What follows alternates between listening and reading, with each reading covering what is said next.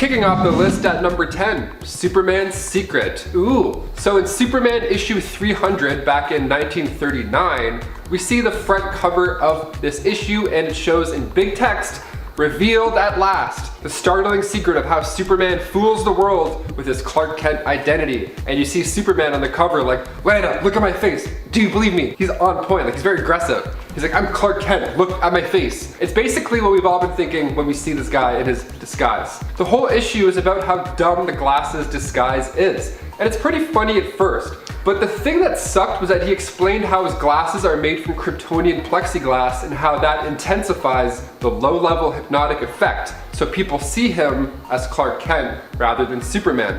So he can be dressed in his gear and people are like, "No, you're definitely Clark Kent. I'm looking right at you. Your chest is the size of a car, but you know what? I think you're still Clark Kent." It wasn't until Byrne's 1986 reboot until this power was dropped.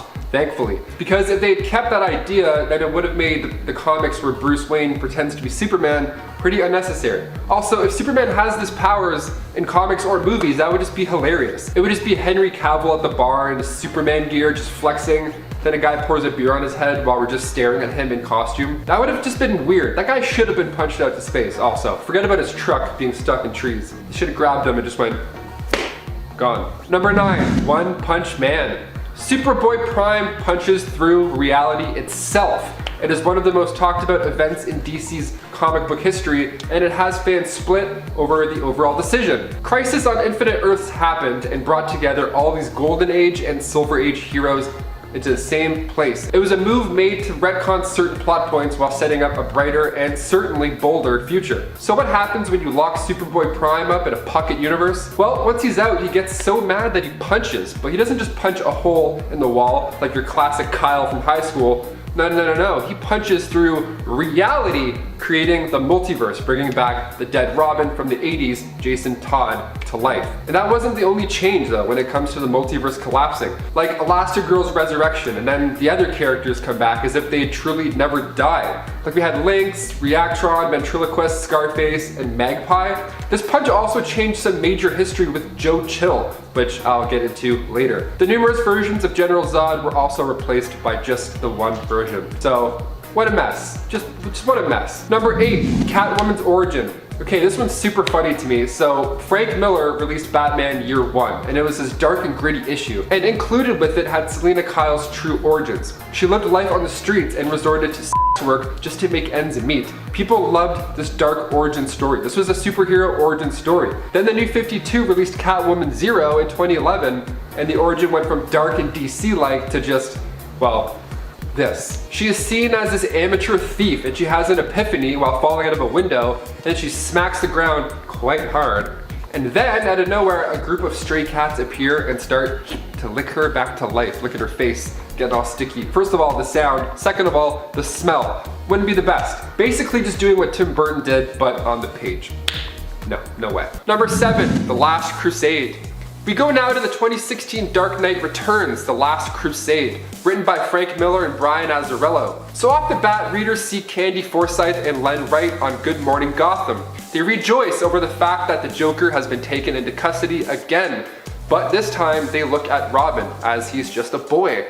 They even use the words child endangerment when referring to him taking down the Joker. See, Jason Todd's methods are shown quite to be violent. After a chase with Joker's hitman, Batman disables their van. Stupid, ignorant amateurs, Batman says as he tries to drag them free of the flaming van. He could smell gasoline, so he encouraged Robin to hurry with taking them out of the non-reinforced van. Maybe his version of taking them out is a bit different. See, one of the punks pops his head out, but shortly after, his head is stomped on by Jason. And the issue even highlighted how the punk's blood steamed and bubbled on the hood. Looks like a pretty red hood, if you ask me. The issue goes on to show how Batman feels responsible for the methods in which Robin takes down these bad guys. Batman even saying, "This is what I trained him to be, a ruthless killer."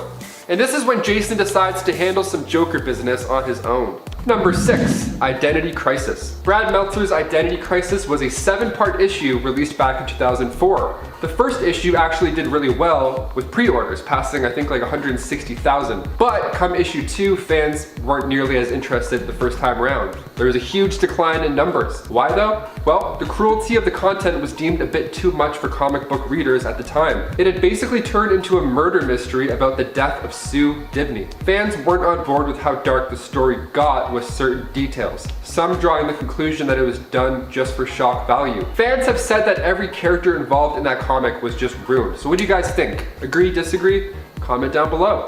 And number 5, Prison Break.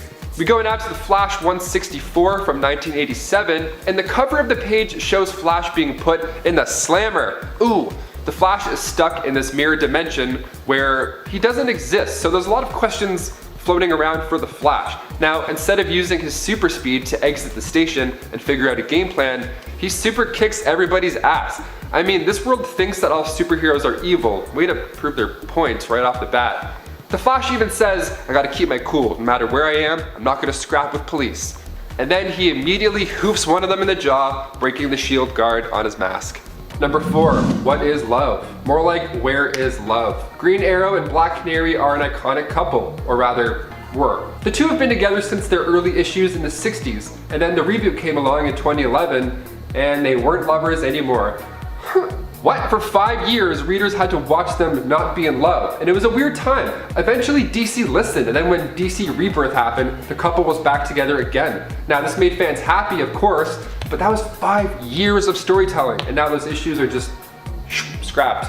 Awesome, sick, 5 years. A lot of words, a lot of eye movements, thanks. Number 3, he stole some tires. Jason Todd was given a darker origin after the Crisis on Infinite Earth storyline. This time we see him introduced to Batman as a criminal, which does make a lot of sense considering the horror stories I just told you about. So Batman catches him while he was stealing tires. Doesn't sound too bad. I mean, now's the time for winter tires to be put on anyways. No, these tires belong to the Batmobile.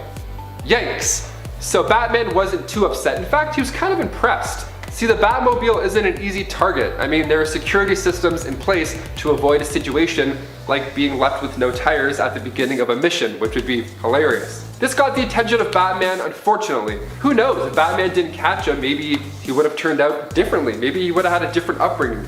Just like as a petty thief rather than, you know, Red Hood. That would be a great alternate issue though. Batman's like, I'm on my way, and then he just sees this car with no tires. He's like, okay, I'll be there in like 42 minutes. Damn it! Number 2, Jack and Joe. We all know the name Joe Chill, the guy who killed Bruce Wayne's parents, Martha and Thomas Wayne. Now, after watching the 1989 Tim Burton Batman film, there's now another name in our minds when we think of the person that killed his parents. We of course think back to the Joker, and having him as the one who killed his parents in the movie. So, which is the right one? Which one's true? So fans had to wonder this for years. If Joe Chill was actually the killer, these are confusing times. And then in Infinite Crisis issue 6, we see that Chill is again the killer of the Wayne's family. Thankfully, I mean, part of Batman's story was based off this way of things. And after Infinite Crisis, they made it so Chill was arrested the same night he killed Bruce Wayne's parents. These stories are way too confusing at times. Even reading this, my brain hurts. And finally, number 1, no kill. We all know Batman by his one rule, and breaking that rule is Joker's goal in the Dark Knight film, to never kill. Of course, having his parents die at the hands of a killer, one would assume he's not too fond of the act. But let's go back to Batman's first appearance. Back in 1939, Detective Comics issue 27, we straight up see Bruce push a guy into acid. Acid! It's said in the early days that many criminals died by the hands of the Bat. Bill Finger came in and retconned it so the Caped Crusader, starting in Batman issue 6, tells Robin that we never kill with weapons of any kind. With weapons? Ooh, gotta read the fine print, I don't know. No, Batman at that point still goes by the no kill rule. But what do you guys think? Was his actions, like in Batman vs Superman, unwarranted? I mean, this is obviously a darker, older version of the Batman where clearly people close to him died. I personally think he should kill. Make it so he pops dudes. People love the Punisher, I mean, you know, he wrecks people. Go get him, Batsy. Kicking off the list at number 10. Hush. Dr. Thomas Elliot was a childhood friend of Bruce Wayne's. Their upbringing, however, is just a touch different. See, Tommy tried to kill his parents so he could inherit their fortune, but unfortunately that didn't go as planned. But because Bruce's father, Thomas, was so great with his hands, surgically he was able to save them. So he of course became the masked villain, Hush. He spent his years working up ways to get revenge on Bruce Wayne, even getting help from, of course, Red Hood. Now of course he knows quite a bit about Bruce, so Red Hood's job was to mess with Bruce's head. That version of Red Hood ended up being seen as Clayface, because he wasn't ready to reveal himself to Batman just yet. So while the Riddler's mind was enhanced in the Lazarus Pit dip, he figured out who Batman was. But of course Jason Todd gave him confirmation. Now moving on to number 9, Joker Beatdown. See, usually when a main character dies in a comic book or a movie, the rest of the film just shows the other lead gearing up for revenge. In Jason Todd's case, death was not the avenging action to make. See, after the Joker had killed Jason Todd, Batman didn't kill the Joker. Now, of course, his one rule holds him from doing that, but in this case, is it warranted? Red Hood believes so. In fact, he ended up kidnapping the Joker and torturing him, even giving Batman an ultimatum. Kill Jason, or let Jason kill the Joker. The beating itself is just beautifully awful. Number 8, Arkham Knight. Fans rejoiced when the 2015 Arkham Knight game was announced. We loved the series since Arkham Asylum, back in 2009. Wow, 11 years ago. Get out of town, I feel sick. Are we all getting old? Are we just old now? Is that it? But when it comes to Arkham Knight, this was one of my favorite video games of all time. Not even just saying that. So of course I have to include it in this list. The villain in the game was of course the Arkham Knight, who was revealed to be Jason Todd. Now, instead of dying at the hands of Joker, he was being held hostage and driven insane, eventually becoming one of the hardest villains I've played in a superhero game. So he sports the new outfit and conflicts chaos for the 17-hour gameplay. That's around 45 hours for the 100%ers. I got to like 42 hours, I couldn't do it. It was too much. The Riddler trophies? Get out of town. Who has the time? If you haven't already played it through, there's a few alternate endings. So make sure if you do play, you really try and collect everything, because those alternate endings are creme de la creme. And number 7, more mind games. Yes, of course, we go back to that same issue, Flash 200, where he puts forth this amazing plan to mess with everybody's mind. So now at this point, the Flash thinks, you know what, it's probably best if everybody just forgets who he is. Not too bad of an idea. So he gets some help from the Spectre and Hal Jordan. They talk it out, and Wally figures if he mind wipes everybody, all will be good. Bang bang, boom. Well, Wally ends up forgetting who the Flash is as well, for a short amount of time. So with everybody not knowing about the Flash causes the opposite reaction. There's more crime. No speedsters in the way? Heh, let's go rob some shit. Number 6, death of his fiancée. For those who aren't aware, there was a time that Batman was engaged. In fact, there have been multiple occasions where Batman was engaged and married. For our purposes here though, I'm talking about when Bruce Wayne became engaged to his old flame, Silver St. Cloud. Silver has been a Gotham socialite who had a passionate romance that initially ended when Silver learned of the fact that Bruce Wayne was actually Batman. She loved Bruce but couldn't stand the thought of losing him. Years later, she returned to Gotham and ended up falling back in love with both Bruce Wayne and Batman, breaking off her current engagement to a US senator. Her and Bruce were engaged, and he was even thinking of retiring from the Batman mantle to pursue a normal life with Silver and settle down with her. However, these dreams were cut short when Silver was killed by Automatopoeia, who was posing as Batman's new ally at the time, Baphomet, a man that Batman trusted so much that he even revealed his secret identity to him and welcomed him into the Batcave. Big mistake, Bruce. No wonder Batman has trust issues, jeez. Number 5, failed Barbara Gordon.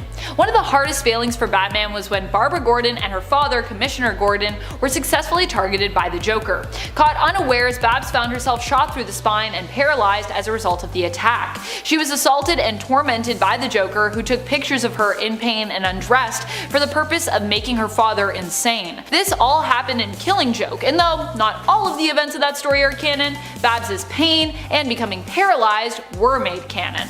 Batman has always felt awful for what happened to Barbara, has never really blamed her, and if anything, himself feels more guilty for the fact that he wasn't able to protect her. Minute 10, ambush bug.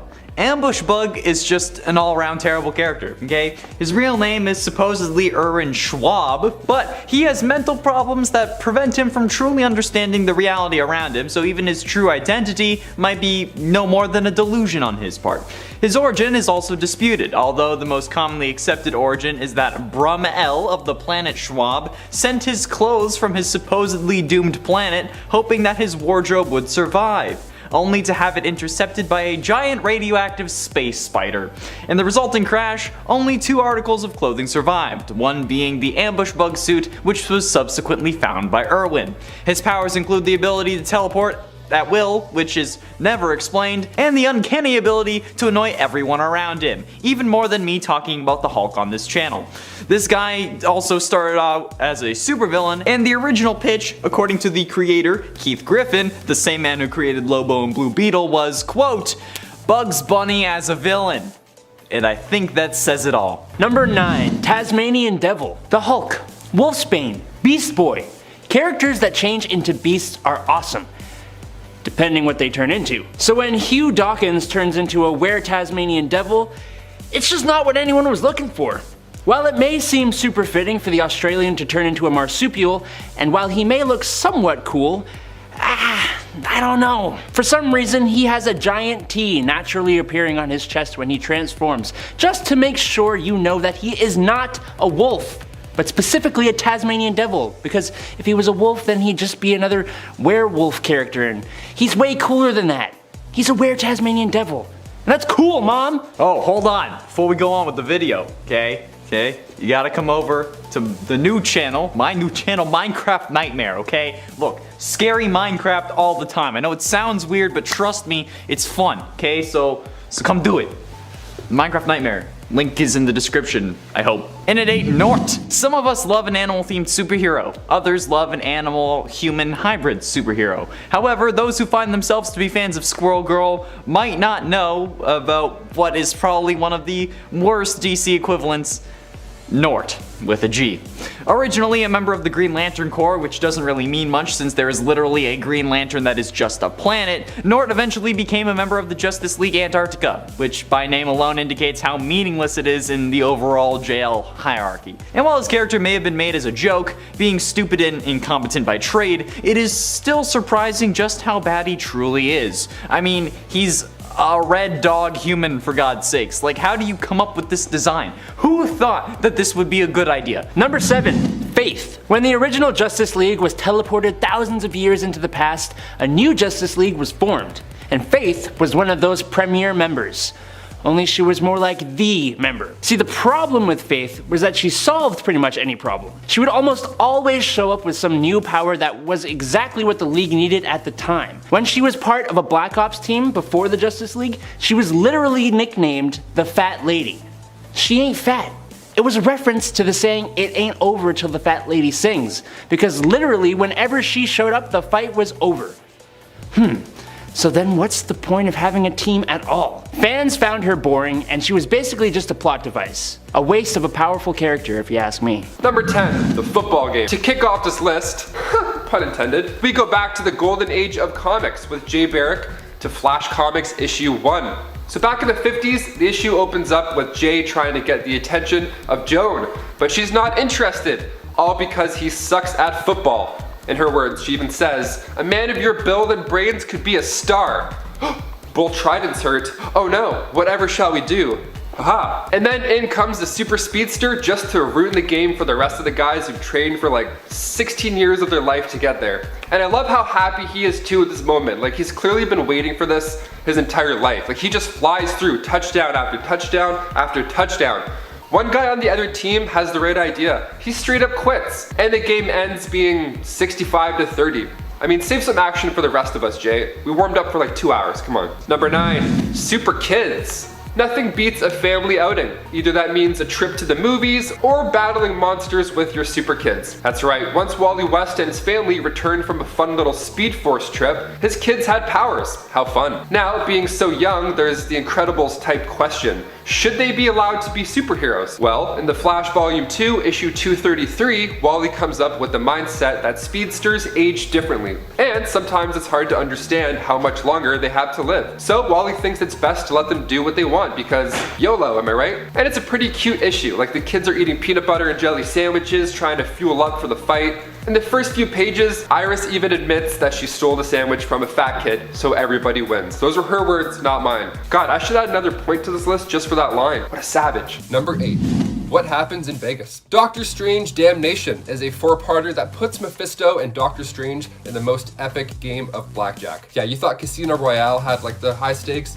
No devil involved, no way, just Daniel Craig. So following the destruction of Las Vegas after Hydra's short-lived empire, Doctor Strange tried putting the city back to normal using his magic. But in doing so, it resulted in this hotel emerging from the ground, and that hotel just happened to be Hotel Inferno. And of course, inside that hotel is Mephisto. Yeah, it turns out when the city went down, Mephisto claimed all of their souls in hell. So in order to come to an agreement to save the city and the people inhabiting it, a game of brimstone blackjack was in order. I mean, being forced on a date is one thing, but a game of blackjack with the devil? I mean, what a better way to start an adventure. Number 7. Master Pandemonium. Martin Preston made his comic book appearance in West Coast Avengers Volume 2, Issue 4. He was a student at Juilliard and a big-time Hollywood star. I mean, the guy was killing it. He had money, fame, he was in his 50s, but the guy looked like he was early 40s. Just killing it, just killing the game. Then he thought it would be a cool idea to drink and drive. Not a cool idea, never do that. So of course, after the crash, he was approached by Mephisto, and Mephisto had repaired his arm by calling forward a demon. Imagine if Bucky had his arm replaced by a demon. God, it would be a mess. Leaving a 5-point shaped hole in his chest, Mephisto had lied to Martin and said that it's because he had separated his soul into 5 different places among Earth's dimension. That was in fact a lie. In actuality, Mephisto had replaced his other limbs with demons as well. So now he's a walking, talking Trojan horse for the devil. Number 6. Johnny Blaze. Marvel Spotlight issue 5, we see a legend being born. The Ghost Rider. See, Johnny Blaze was a stunt performer, and when his stepfather, Crash Simpson, got cancer, Johnny opted to make a deal with Mephisto to save him. And then when Crash tried to return to the stunt life, he crashed. So now Johnny's upset and he has a few choice words for the devil. So Crash still ended up passing away after all, just not from cancer. Kind of not a great deal. So when Mephisto returned to collect his soul, because he thinks that's a fair deal, Roxanne intervened and used the spell of banishment from one of Johnny's books. Before Mephisto got cast away, he grafted the essence of the demon Zarathos to Johnny's body, thus creating the Ghost Rider. Imagine if Roxanne hadn't showed up, he would have just tricked another poor person into trading souls for some lousy deal. Careful what you wish for, folks. Number 5. Silver Surfer. When Mephisto first came into Marvel Comics, many thought it was during the events of Ghost Rider, like I just mentioned. He actually tried taking Norrin Radd's soul before in Silver Surfer issue 3. The Power and the Prize. The story begins with the Silver Surfer being tracked down by Mephisto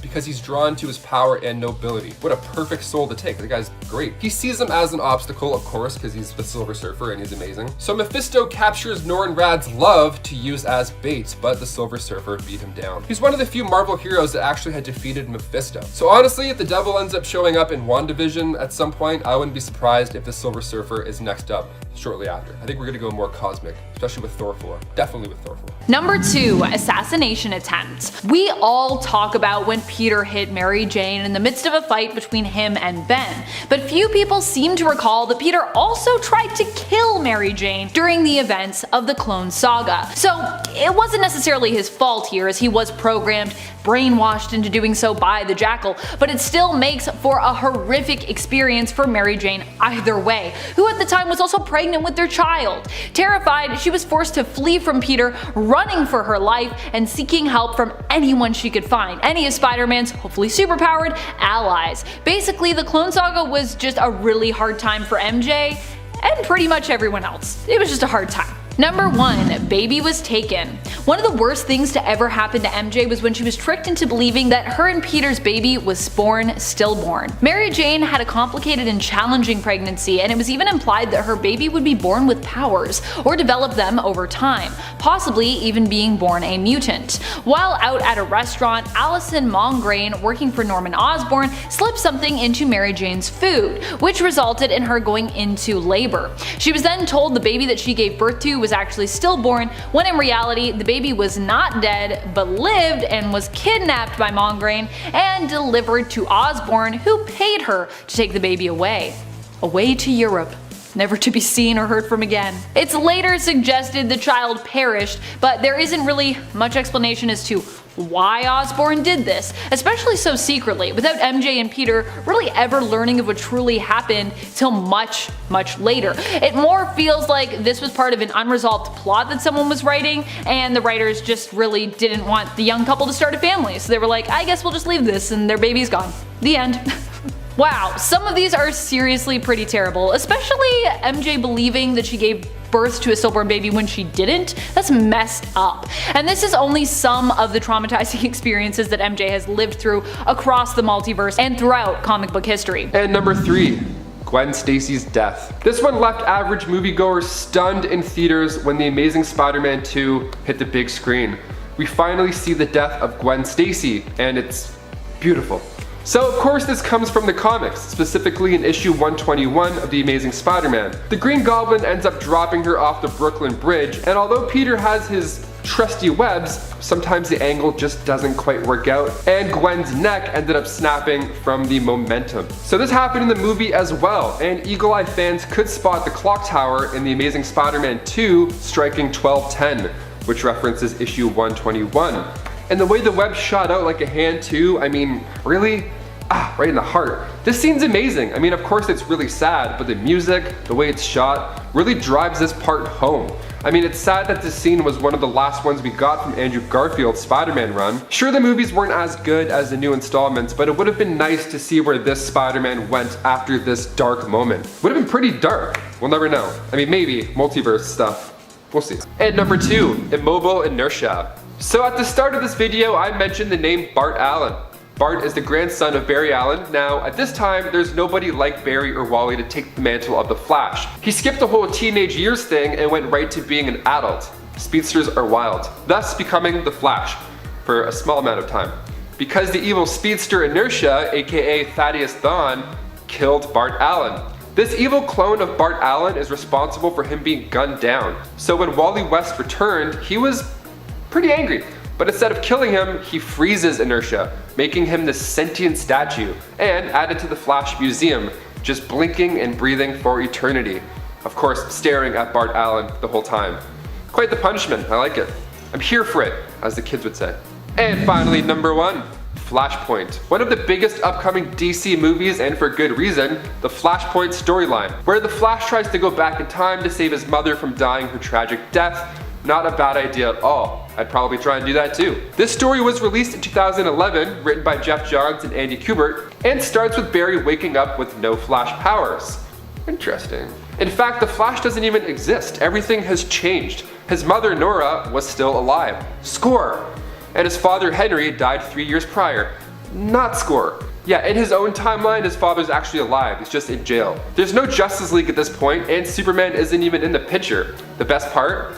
And one plot point that we're most looking forward to is that Batman in this universe is actually Thomas Wayne, Bruce Wayne's father. So Bruce ended up dying that night instead of his parents. So this caused his mother Martha to go insane, and then she ended up becoming the Joker, and that's why during the opening credits of Batman vs Superman, we're all hyped in the audience because we see Jeffrey Dean Morgan and Lauren Cohen, 2 amazing actors in such a small opening scene with no dialogue. Interesting. Now, with recent news of Michael Keaton set to return in that storyline, Jeffrey Dean Morgan took to the internet and said, "Michael Keaton swooped in and took my gig." Nah, I think that's super cool. Ever since Zack Snyder walked away, my whole kind of bit in that world has walked away with him. However, there's always a chat going on. God, I hope Jeffrey Dean Morgan would be the best dark Batman. Like, we've kind of been waiting for a long time. Just do it, just do it. So we shall see, fingers crossed. I think that movie's coming out June 2nd, 2022. For now, I mean, let's all wear masks. Maybe we'll see it sooner. Just an idea. And at 6, Blue Jay. Jay Abrams, known as the crime fighter Blue Jay, first appeared in Justice League of America number 87 in February of 1971, and was made as an homage to the Marvel character of Yellow Jacket. However, while Yellow Jacket had an explanation for his powers, Blue Jay didn't. He could shrink to 7 inches tall for reasons, and he could grow wings for more reasons. Seriously though, these reasons are never explained. And having no explanation is worse than the yellow sun giving him power. Having no explanation is worse than nanotech, for God's sake. Having no explanation is worse than Catman from Fairly Odd Parents. Blue Jay is just Hawkman with a stupid mystery, and that's not something I tend to enjoy, okay? It's freaking ridiculous. The lack of explanation as to how this man has the powers he does and why is, ironically enough, the reason he's on the list. Number 5. Kongorilla. You remember the Tasmanian Devil? I said that heroes who turn into beasts are cool. William Glenn Morgan is actually cool. He can transfer his mind to a gorilla. He can also change size and has a healing factor. So what's the problem? For starters, he's called Kongorilla. Get it because he's a gorilla and he's from the Congo? Secondly, Congo Bill, yes that was his nickname, was part of a horrible Justice League run by James Robinson. Pile on top of that the fact that in said Justice League run, he was highly underutilized and was completely overshadowed by better named characters, and you've got a short-lived Justice League member who you ain't gonna find on pretty much anyone's favorite list. And at 4, Godiva. Dora Lee is the British superhero Godiva and a member of the Justice League International. And her power?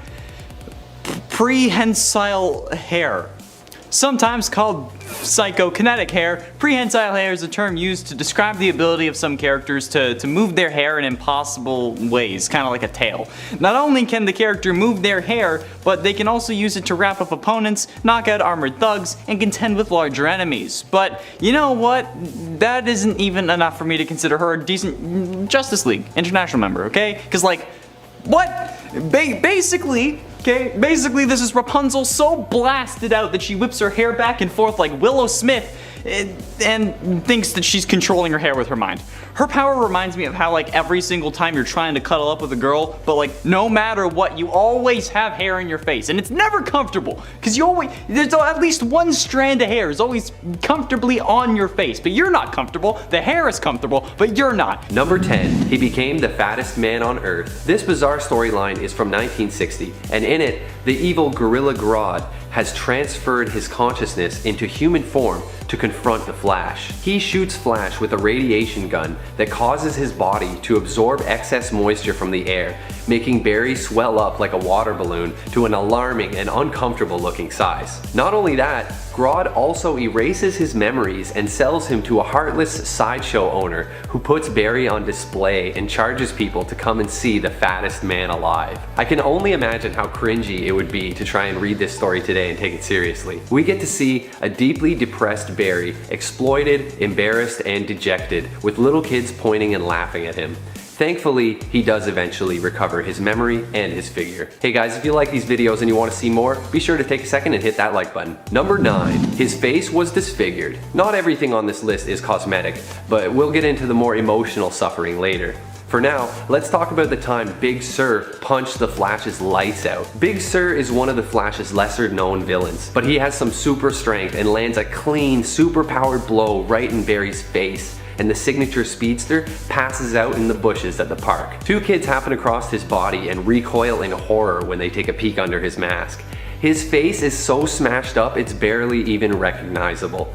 His teeth are chipped, his eyes swollen shut, it's brutal. Seriously hurt, he heads to Gorilla City and gets patched up by his friend Solivar, leader of the super intelligent gorilla race. They heal him up and rebuild his face differently to help keep his identity secret. Luckily, they go with the usual 2 eyes, 1 nose, regular looking face. In the future, advanced surgery helps Flash eventually return to the face that we know and love. Number 8, almost burned to death. In the Flashpoint universe, Barry doesn't have his superpowers, so he works together with Thomas Wayne, that reality's version of Batman, to come up with a scheme to try to get his powers back, so that he can run back in time and fix the timeline. So the plan is simple: recreate the events that originally gave him his powers, by covering himself in chemicals and then getting struck by lightning. Thomas, for good reason, has a lot of concerns, But Barry races ahead with the plan, and it doesn't go well. He is struck by lightning, but instead of receiving powers, he almost roasts to death,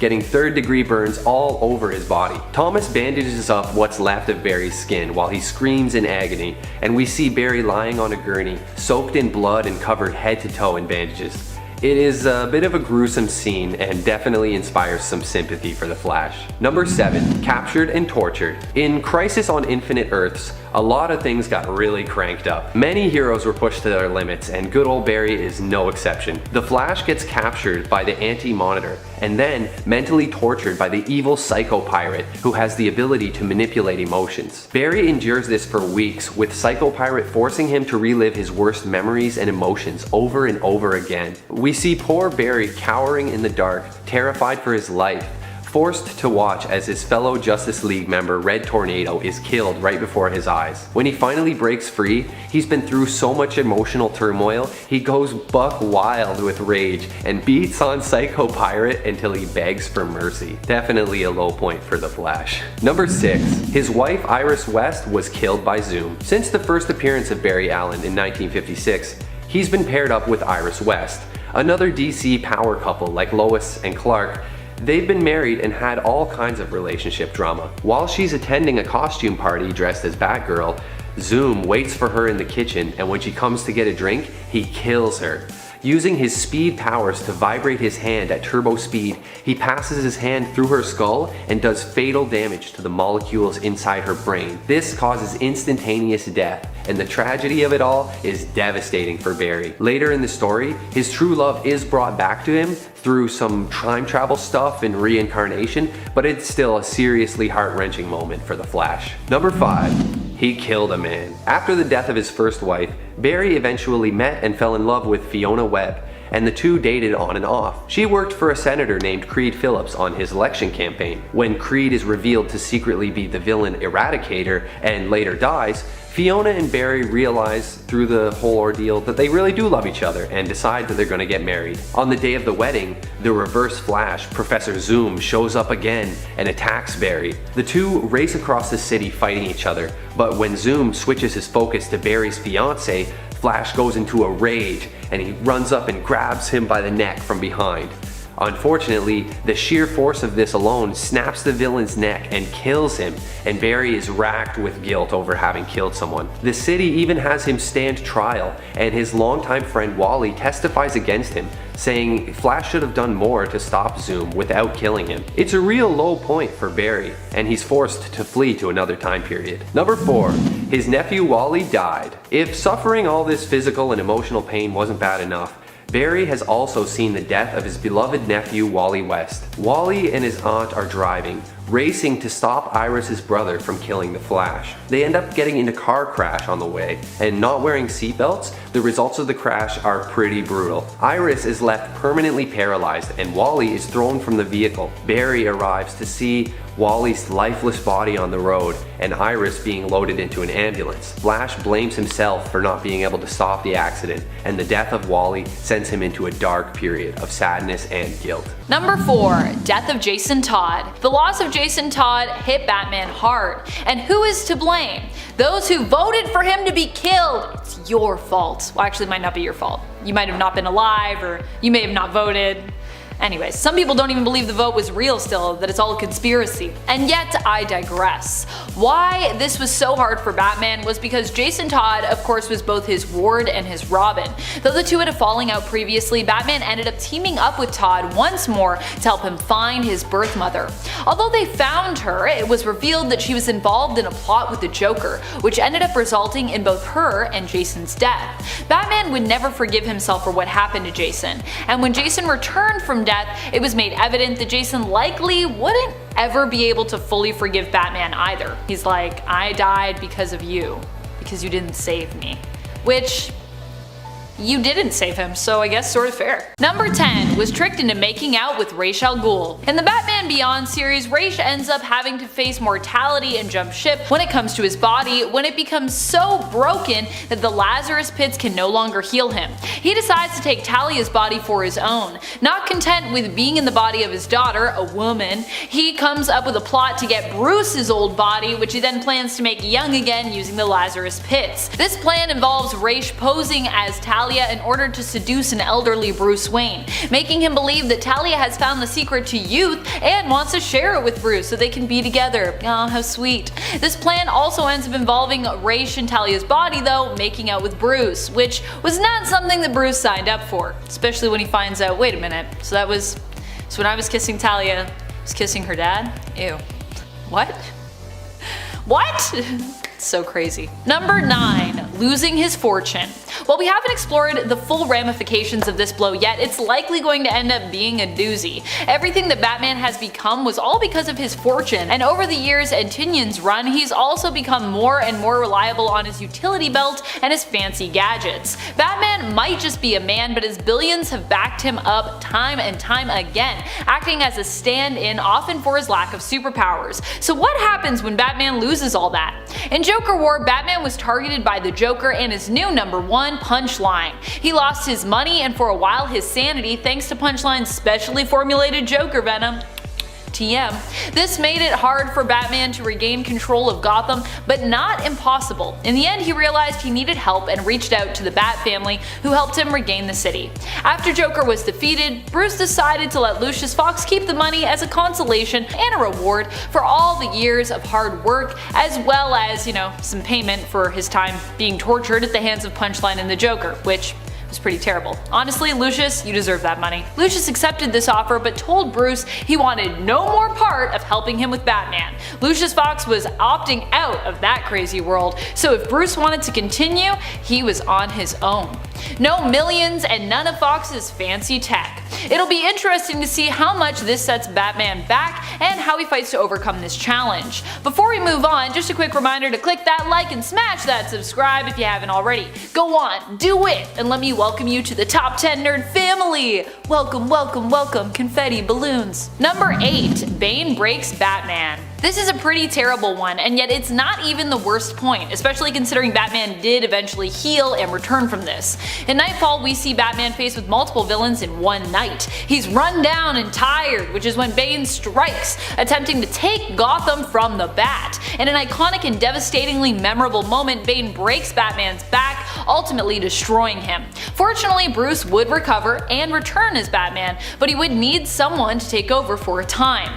That someone ended up being Azrael Jean-Paul Valley, and passing that mantle on would also lead to some other problems later on for Bats. Number 7. Assaulted by Talia al Ghul. Talia al Ghul may love Batman, but she definitely has a messed up way of showing it. When Damian was conceived, it was not really out of love. Talia actually assaulted Bruce, drugging him and sleeping with him in order to get the child she so desired. All in all, it's really messed up. What's even more strange is it seems like the story of Damian's existence could have been inspired by Son of the Demon, where Talia and Bruce consummate their marriage consensually and Talia reveals she is with child. She later fakes a miscarriage to keep Batman focused on fighting the bad guys and avoid distracting him, but in truth has the child in secret and gives it up for adoption, realizing she and Batman can never truly be together. This story, while still messed up and awful considering Bruce, never knows of his son's fate and it's kept a secret, is still less disturbing than the one we got for Damian Wayne. Drugging and assaulting someone is very much not okay. No, no, no. Don't do it. It's terrible. Number 6. Philippe Garzona's death. In Batman issue 424, The Diplomat's Son, we see Robin take matters into his own hands. Ranked number 28 in Wizard magazine's list of 100 best single-issue comics since you were born, The Diplomat's Son has one of the darkest title page illustrations I've seen. So we see a not-so-smiley Robin pushing somebody off of a building. And judging by the size of the cars down below, it's not the kind of push we saw from The Dark Knight. Now, the victim was a not-so-great guy by any standards at all, the victim being Philippe Garzona. See, after avoiding a sexual assault and battery charge, a lot of readers actually enjoyed Philippe's fate, considering how bad this guy is. After Philippe fell to his death from his penthouse suite, Batman swoops in and asks the pressing questions. Did he fall or was he pushed? And Robin simply replied with, I guess I spooked him. He slipped. And Batman is left standing there thinking about what had just taken place and why. Number 5, evil Amazons. Yeah, you heard that correctly. The New 52 comes through yet again to disappoint fans. The New 52 Wonder Woman series began in June 2016, and Brian Azzarello made the Amazons' origin so that they attacked sailors on the high seas that were too close to their land.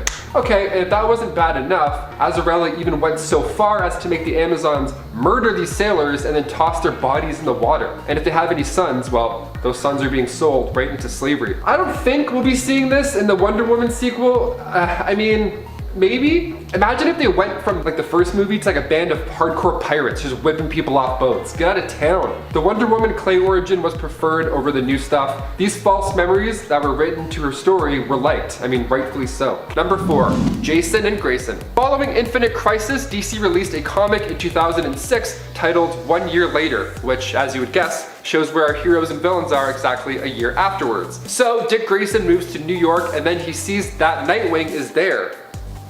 Huh? And he's taking care of criminals. Like taking care of them, you know? With a little side of death in there, just sprinkled in, you know, just some punches and some death. The suited up Dick Grayson is then approached by the fake Nightwing, who turns out to be none other than our Red Hood, Jason Todd. So of course they scrap it out and Dick Grayson is knocked off a building, with Jason Todd of course preaching how much more the city of New York liked his take on the Nightwing mantle. The pair end up fighting again for the second time and Jason Todd wins again. The two ends up teaming together, but seeing Red Hood steal Nightwing's mantle and kick some serious ass, that's one for the books. And number 3, killed Reverse Flash. Flash issue 324, we have the Trial of the Flash storyline, and the cover of the issue is enough to make you want to pick it up and take a peek. We find Barry as he sets for holy matrimony with Fiona Webb. Now, leading up to what's supposed to be the happiest day of your life, Reverse Flash starts leaving creepy messages for Barry. One message literally spells out in big letters, "Guess who's gonna kill your wife again?" with a question mark that looks like a 2. Maybe he's going too fast, couldn't do it. Yeah, Reverse Flash had done that previously, but this time, he doesn't just punch him in the head a few times and talk smack. No, this time he changes it up a bit and breaks his neck. And afterwards, Barry was arrested. The police officer comes in and literally says, "Oh, I don't like the angle of that neck." Like, how many, like he's like, "Hey, I've seen some necks in my time, rookie. That's a bent neck." I sleep on this neck quite funny, so whenever I see bent necks, I'm always like, ooh, I feel like the bent neck lady. Now, of course, it was an accident, but it still happened, and it's still pretty violent, so you gotta include it. Number 2, Robin vs. Robin. Imagine getting dumped and your significant other dates somebody that's just like you, but better in all the right ways. Isn't that brutal? And to make matters worse, imagine if you saw them and they were wearing your clothes. Like, what if this dude had on your hoodie? That's crazy. The disrespect. So after Jason Todd's return, he of course was not a fan of the new Robin, Tim Drake. And to show who the real Robin is, Jason decides to beat the hell out of Tim Drake. He even took down the other Titans in the process. Even though Tim may be the better detective and better trained than Jason, anger really is something else. And finally at number 1, the Poison Prison Blues. So while Tim Drake held the mantle of the Caped Crusader, Jason Todd was being held in Arkham Asylum. In Batman's words, it was for his own protection. So after explaining to Batman that he had passed all the tests numerous times, the psychological tests, he was transferred to a regular prison in Gotham. Now at this point, there's tons of criminals that want a piece of Jason Todd. Jason decides he's had enough of the incoming threats and poisons the cafeteria, killing 82 and sickening about 100 more. That's one way to take out all of your haters. Jeez, it kind of reminds me of that scene from Number 3, death of his parents. Obviously one of the worst things to happen to Bruce Wayne happened early in his life and would have to be the death of his parents. Without them dying, he wouldn't be the man he is today, for better or for worse. It's actually an interesting thing to imagine a world where Bruce gets to keep his parents and grows up normally. Would he still grow up normally? I wonder. The death of his parents tormented young Bruce so much that it, along with the freak encounter with the Bat, inspired him to become the masked vigilante known as Batman. So in a way, it's this trauma that has led to so much of the other awful experiences that Batman has suffered through countless physical injuries, as well as mental and emotional turmoil.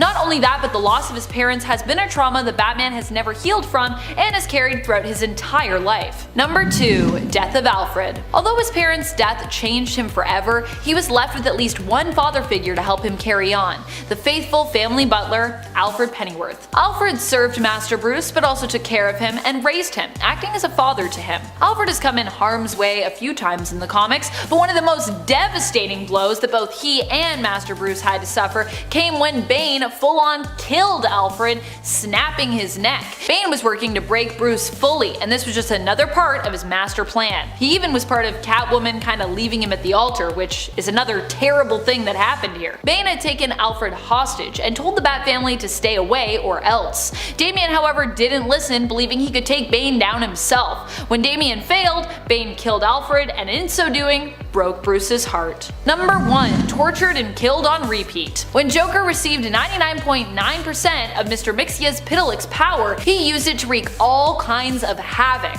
One of the things he used these new epic reality warping powers for was to torment Batman forever on repeat. Daily, Emperor Joker would torture and kill Batman, although in the end Batman was the key to Joker's defeat, being Joker's one true weakness, since his identity was so closely tied to Batman's. However, Batman was left so traumatized by these events that he became a broken man, a shadow of his former self, unable to operate as a hero. Superman actually had to steal the memories of this experience away in order to return Batman to himself once more, so he could resume being a hero and just, not being a complete mess. Wow, yes, so Batman has lost all of that and more over the years, though he often has a tendency to gain back those things he's lost and heal from his past traumas. There are some losses and scars that remain with him to this day, shaping him into the hero and the man he has become. Number 3. Maxima. Maxima.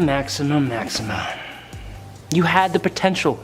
You see, Maxima had a power set that put her on par with the likes of Superman. She was also an alien from the planet Almerac. The problem with Maxima doesn't come from her powers or anything like that. No, see, the problem with Maxima is that her planet's population is dwindling, and her number one goal is to find a man to do the repopulating with. Seeing Superman as the perfect mate, she goes after him only to be turned down, leading her to join a Superman revenge-based team and then join the Justice League to try and seduce him. Surprisingly, it didn't work, and she would turn her sights on Captain Atom and then Amazing Man. And then she bit the dust thanks to Brainiac. She could have been someone. She could have been a contender. And ultimately, into number 2, Batman. Yeah, that's right, I'm calling out your glorious Batman, so pipe down for a second, okay? It's my turn.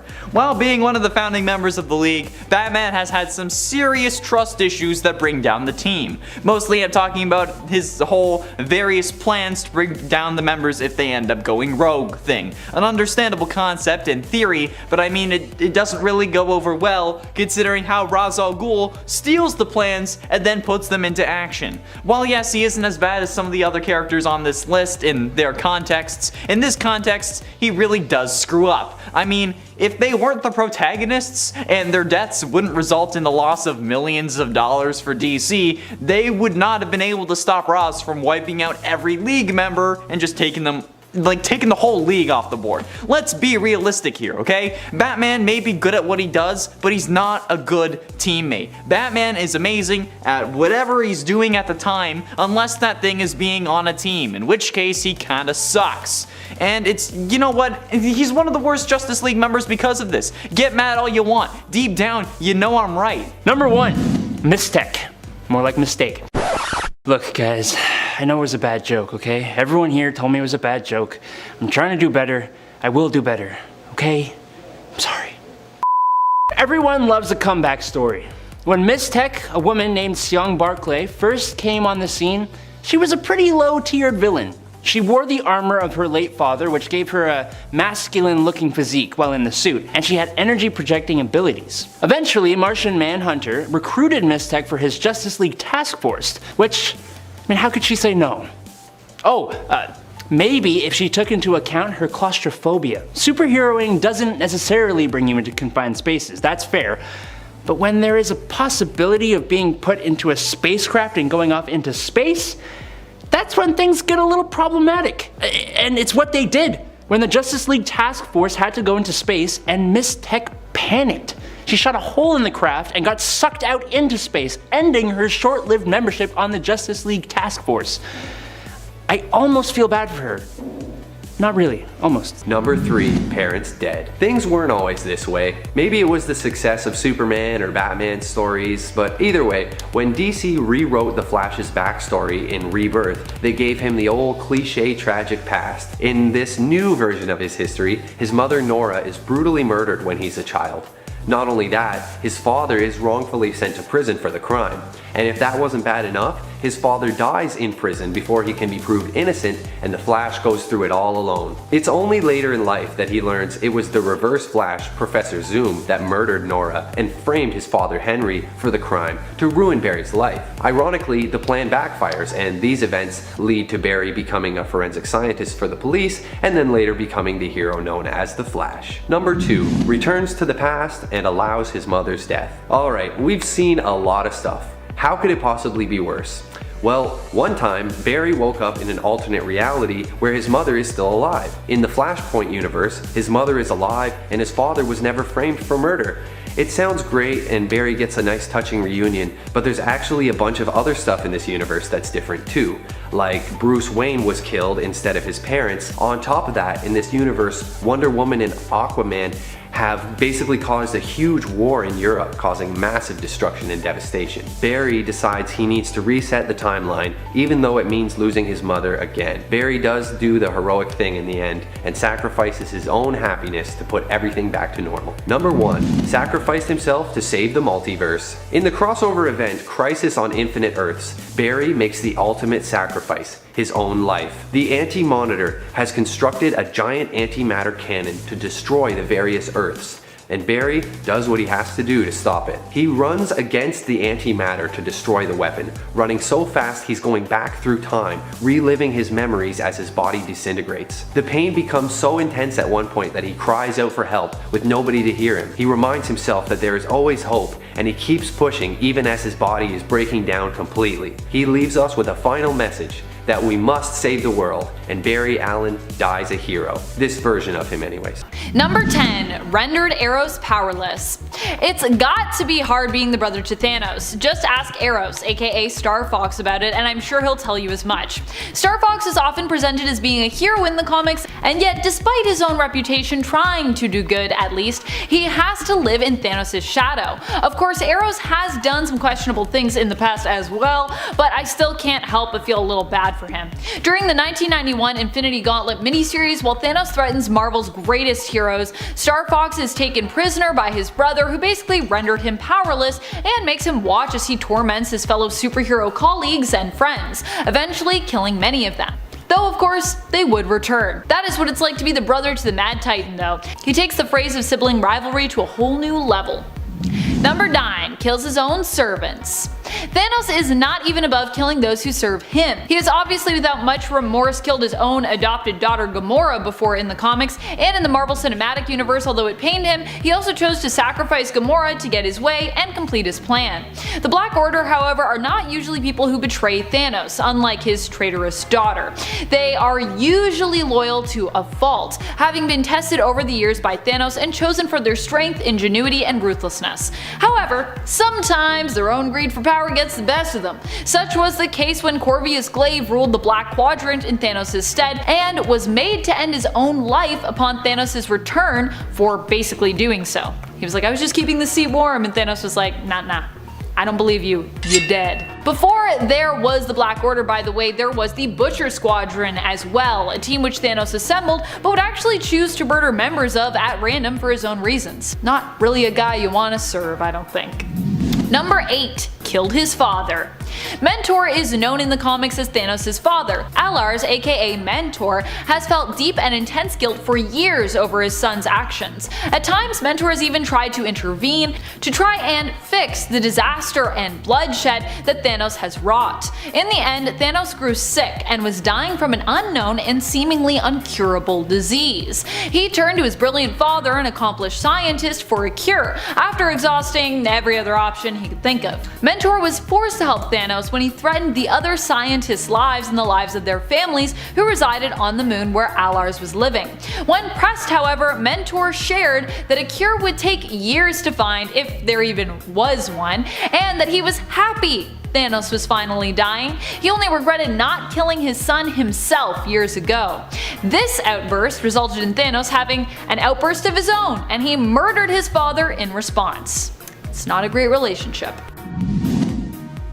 Number 7. Professor X married Mystique. Some retcons that are really strange come from film inspiration. As a lot of people discussed in the comments, many feel that Scarlet Witch and Quicksilver, for example, would still be mutants today if it wasn't for their being introduced in the MCU's Avengers franchise, which didn't have the rights to include mutants, so we had to kind of unmutant them. I feel as though the case was possibly similar for this weird, secret retcon. In 2013's Uncanny X-Men issue 24, we learned of Mystique and Charles Xavier's secret marriage, meaning that the child we saw Mystique gave birth to while in the guise of Moira McTaggart was likely one willfully conceived, as opposed to Mystique tricking Charles into sleeping with her, which would have been super weird and pretty not good in my opinion. In the X-Men prequel films such as First Class, which came out in 2011, we see a different kind of relationship between Raven and Charles. We get this weird love triangle between Charles, Raven, and Eric, and it seems more of that likely influenced this weird retcon plot point revealed in the comics in Charles's will.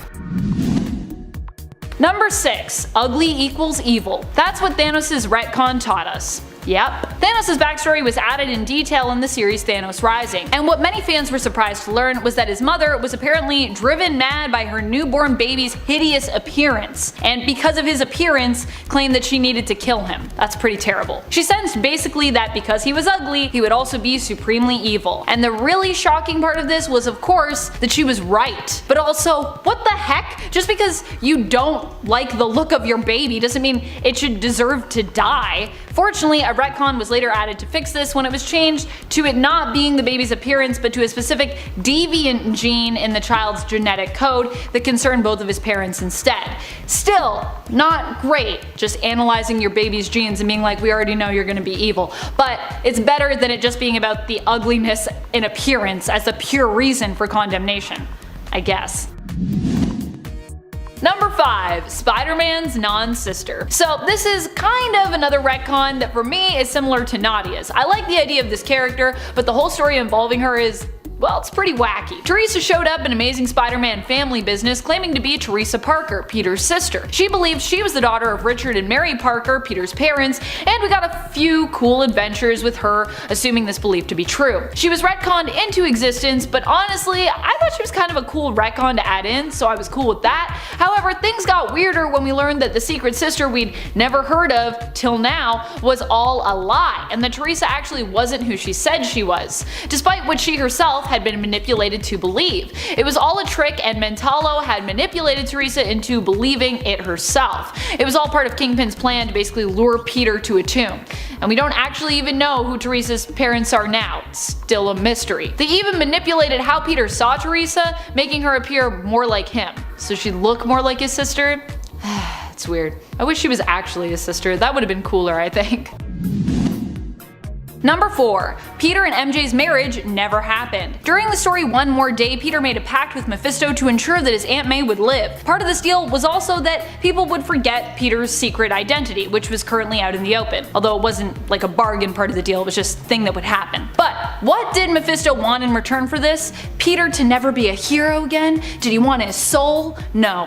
No, no, no, no, no. He wanted his marriage? Mephisto wanted to take Peter's marriage to MJ. And by that, I don't mean that he wanted himself to marry MJ, which would actually make, in a weird turn of events, more sense. I mean, he wanted to make it so that their marriage never existed. This was such a strange request that many were left speechless when Peter agreed, and this actually happened. What was likely really going on is that Marvel no longer wanted Peter to be married. Or Joe Quesada never wanted Peter to get married in the first place. They wanted to return to the days when Peter was flying free and single, so this story happened to erase it. Number 3. Brought peace to the world.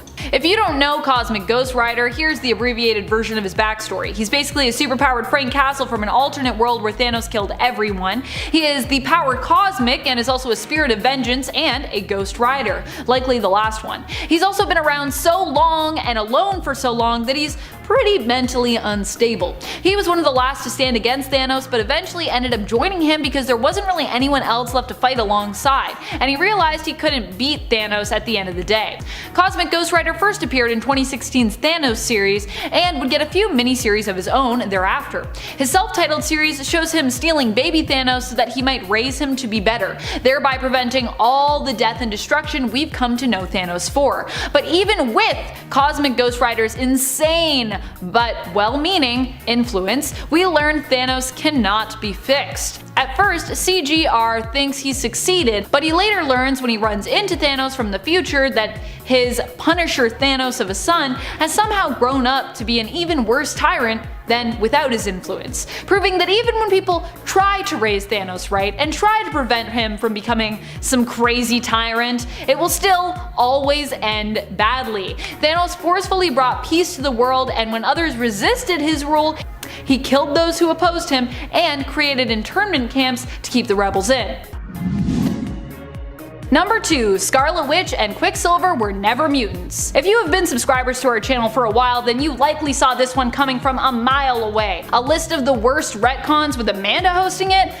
I wonder what she's gonna rank high up on that list. And you were right. One of the worst retcons in mutant history for me will always be this. During the events of Axis, it was revealed that Wanda Maximoff and her brother Piotr, Scarlet Witch and Quicksilver respectively, were never the children of Magneto, and as such, never mutants. Instead, we learned that the High Evolutionary abducted them when they were young, experimented on them, and then disguised them as mutants and returned them back to the world. Why? Well, we don't really know, which is part of the reason this is such a terrible retcon. That, and it erased years of meaningful family drama and history, and created a bunch of plot points that no longer really made any sense. Number 1. Snap Wilson. Even worse than my own personal nerd rage towards the retcon of the Maximoff twins, everyone's outrage, my own included, against this retcon. I still can't believe this was a thing that even happened in the comics. Oh my goodness. Sam Wilson in the comics became a good friend of Captain America and was even known as his ally, the superhero Falcon. However, it was revealed that Sam Wilson wasn't actually Sam Wilson, a social worker from New York with falconry skills. This was all a fabrication of the Red Skull, who had used the Cosmic Cube to turn him into the perfect partner for Captain America as part of an insidious plot. The true persona of Wilson was the criminal, thug, and pimp known as Snap Wilson. What? This would be revealed to Cap as being his true persona, which Cap would then save him from. Yikes. Fortunately, years later we would see a retcon that would basically undo this one, turning the fake persona of Sam Wilson into the real persona for him, and the originally retconned real persona of Snap Wilson into the fake, meaning that Sam Wilson was always Sam Wilson and Snap Wilson was the version created and used by Red Skull. Whew, thank goodness. Number 10. Hank Pym's secret daughter. Nadia Van Dyne is Hank's daughter, who we didn't know existed until 2016. She was introduced in a free comic book day issue about Civil War II. Now of course I like Nadia Van Dyne as a character, don't get me wrong, but her being added in retroactively as Hank's lost daughter was something that I felt like was a bit much. When we learned of Nadia's backstory, we learned that she was the daughter of Hank Pym and his first wife, Maria Travoia. Maria was kidnapped during her and Hank's honeymoon and killed. Nadia ended up being raised in Russia, trained in the Red Room. Eventually she escaped after learning of who her parents really were. By the time she got back to America though to see her father, Nadia learned of his sacrifice to save the world from Ultron and his death as a result. She decided to seek out her stepmother Janet Van Dyne and became close enough to her that she felt compelled to change her own last name to Van Dyne, because that's not confusing at all. She's Hank's daughter, she's not at all related to Janet, and yet she has her last name. Number 9. Falcon's X-Gene. Remember that time Falcon was revealed to be a mutant and then we explained that origin away with, a faulty sentinel? If you don't, let me explain. In issue 174 of Captain America, we see Professor X meeting Falcon and Cap. Charles implied Falcon's connection to his bird seemed telepathic, and that Falcon's telepathic abilities may be mutant in origin. Falcon himself took this suggestion to heart and even considered what it might mean for him to be a mutant, pondering on his strong, seemingly psychic link to his bird Redwing. He then encountered a Sentinel who identified him as a mutant, and so he was a mutant for a time. This was established, and this wouldn't really be revisited or retouched till 2001, where the idea of Falcon being a mutant was tossed in the trash and explained away as a Sentinel simply malfunctioning. Wah wah wah. Number 8. Black Widow's confusing backstory. Natasha being a mysterious spy from Russia who switched sides means that yes, we are going to get a complex backstory for her, but it actually wasn't always that complex. Natasha was inspired to fight for her nation originally when her husband was assumed dead in combat. Her husband wasn't really dead, of course, and it was implied that this was all part of a plot to basically encourage her to fight for her country. Before that, Natasha was a renowned ballerina. Later on, however, this whole origin was revealed to be a lie when we learned that the Red Room had embedded memories of her being a ballerina in her mind. They made her think she had trained in ballet, but she hadn't really, because I guess that's what the Red Room does. They mess with you and give you fake memories. Her story was also changed from a woman who was inspired by her husband's sacrifice to put her own life on the line for her country as well, to that of a woman being blackmailed and threatened into becoming a spy in order to protect her husband. Number 7. Zorn. Okay, so I was actually going to make the title of this point a little more explanatory, but then I realized how long that would actually make the title of this point. Okay, so Zorn was basically a character who showed up in the comics who was a mutant who always needed to wear a mask. Because of this, we never saw Zorn's face, leading many to wonder who was really under the mask. Although I think most people just thought, well, it's probably a new mutant, because you know, we get new mutants added to the comics every day. But no, of course, this is comics, so it had to be someone. In a dramatic twist, it was Magneto. But no, of course, this is comics, so it had to be someone that we already knew. In a dramatic twist, it was revealed to be Magneto, who had infiltrated Xavier's school in order to rally up mutant support and help him create an army. He then destroyed New York, shot Emma Frost, killed Jean, and was eventually killed by Wolverine. Later on, however, Magneto would turn up again because, well, he's Magneto, and writers wanted to inch him closer to that line between villain and anti-hero again, so they basically retconned Magneto's involvement in all of this. It turns out there was a real Zorn, and it was actually Zorn's brother impersonating Zorn, impersonating Magneto, who was really to blame. Wow. Just wow. Number 6. Thanos. Number 1 dad? Thanos has never really been known as a caring and kind person. Even the people he keeps close to him are never really fully safe from his wrath. Faithful servants, family members, to Thanos, everyone is pretty much disposable. The same could be said for his adopted daughter Gamora, who he hardened and transformed into a killer until she ended up later rebelling. In the 2019 Thanos series, however, we learn how Gamora's relationship with her father was, well, more complex. How he actually, in his own way, was kind of a good father to her. This series also highlights how much they both cared for each other, despite the fact that an Infinity Gauntlet, which happened in the 90s, pre this series, but in terms of continuity would have taken place after this, Thanos seems to not show any regard for his adopted daughter's life. So it's kind of a retcon. Doesn't make a lot of sense. Number 5. Influences Thane. This doesn't sound so bad as a title for a point, until you realize just what that influence did. Thane was Thanos' son, whose mother had been an Inhuman. Before Thanos showed up, Thane was a healer and didn't know that he was Thanos' son. Thanos, in his hunt to eliminate the child, demanded the heads of Attilans and therefore the Inhumans' children. This ended with a fight where Thanos fought Black Bolt, and Black Bolt detonated a Terrigen bomb. The bomb was so massive it triggered Terrigenesis in all those who had an Inhuman lineage on the planet Earth's surface, including, you guessed it, Thane. Thane's power was death, and he instantly went from trying to save people to basically killing everyone around him in an instant. Pardon my snapping. Completely unaware of what was happening. He later learned of his legacy, and Thanos promised he would kill him. However, Ebony Maw betrayed his master and instead set Thane free and influenced him to accept his destiny and fight his father. Thane did this and won, trapping Thanos. Learning of his heritage and with the influence of the evil Ebony Maw, who was only there due to the fact that he was originally a member of Thanos' Black Order and was originally loyal to him, Thane became a deadly and dangerous villain over time, with power initially rivaling his father's.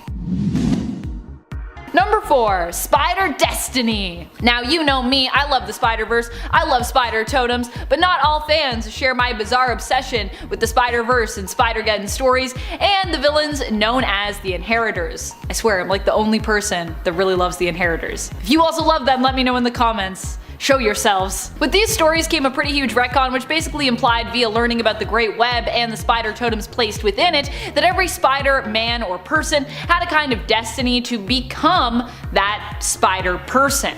In other words, Peter Parker didn't have a freak accident, he was actually destined to become Spider-Man. It was fate! Many fans were not a fan of this change to his origins, as they felt it detracted from what makes Peter Parker so appealing, that he's just an average kid who got a freak spider bite that gave him powers, as opposed to it being all ordained.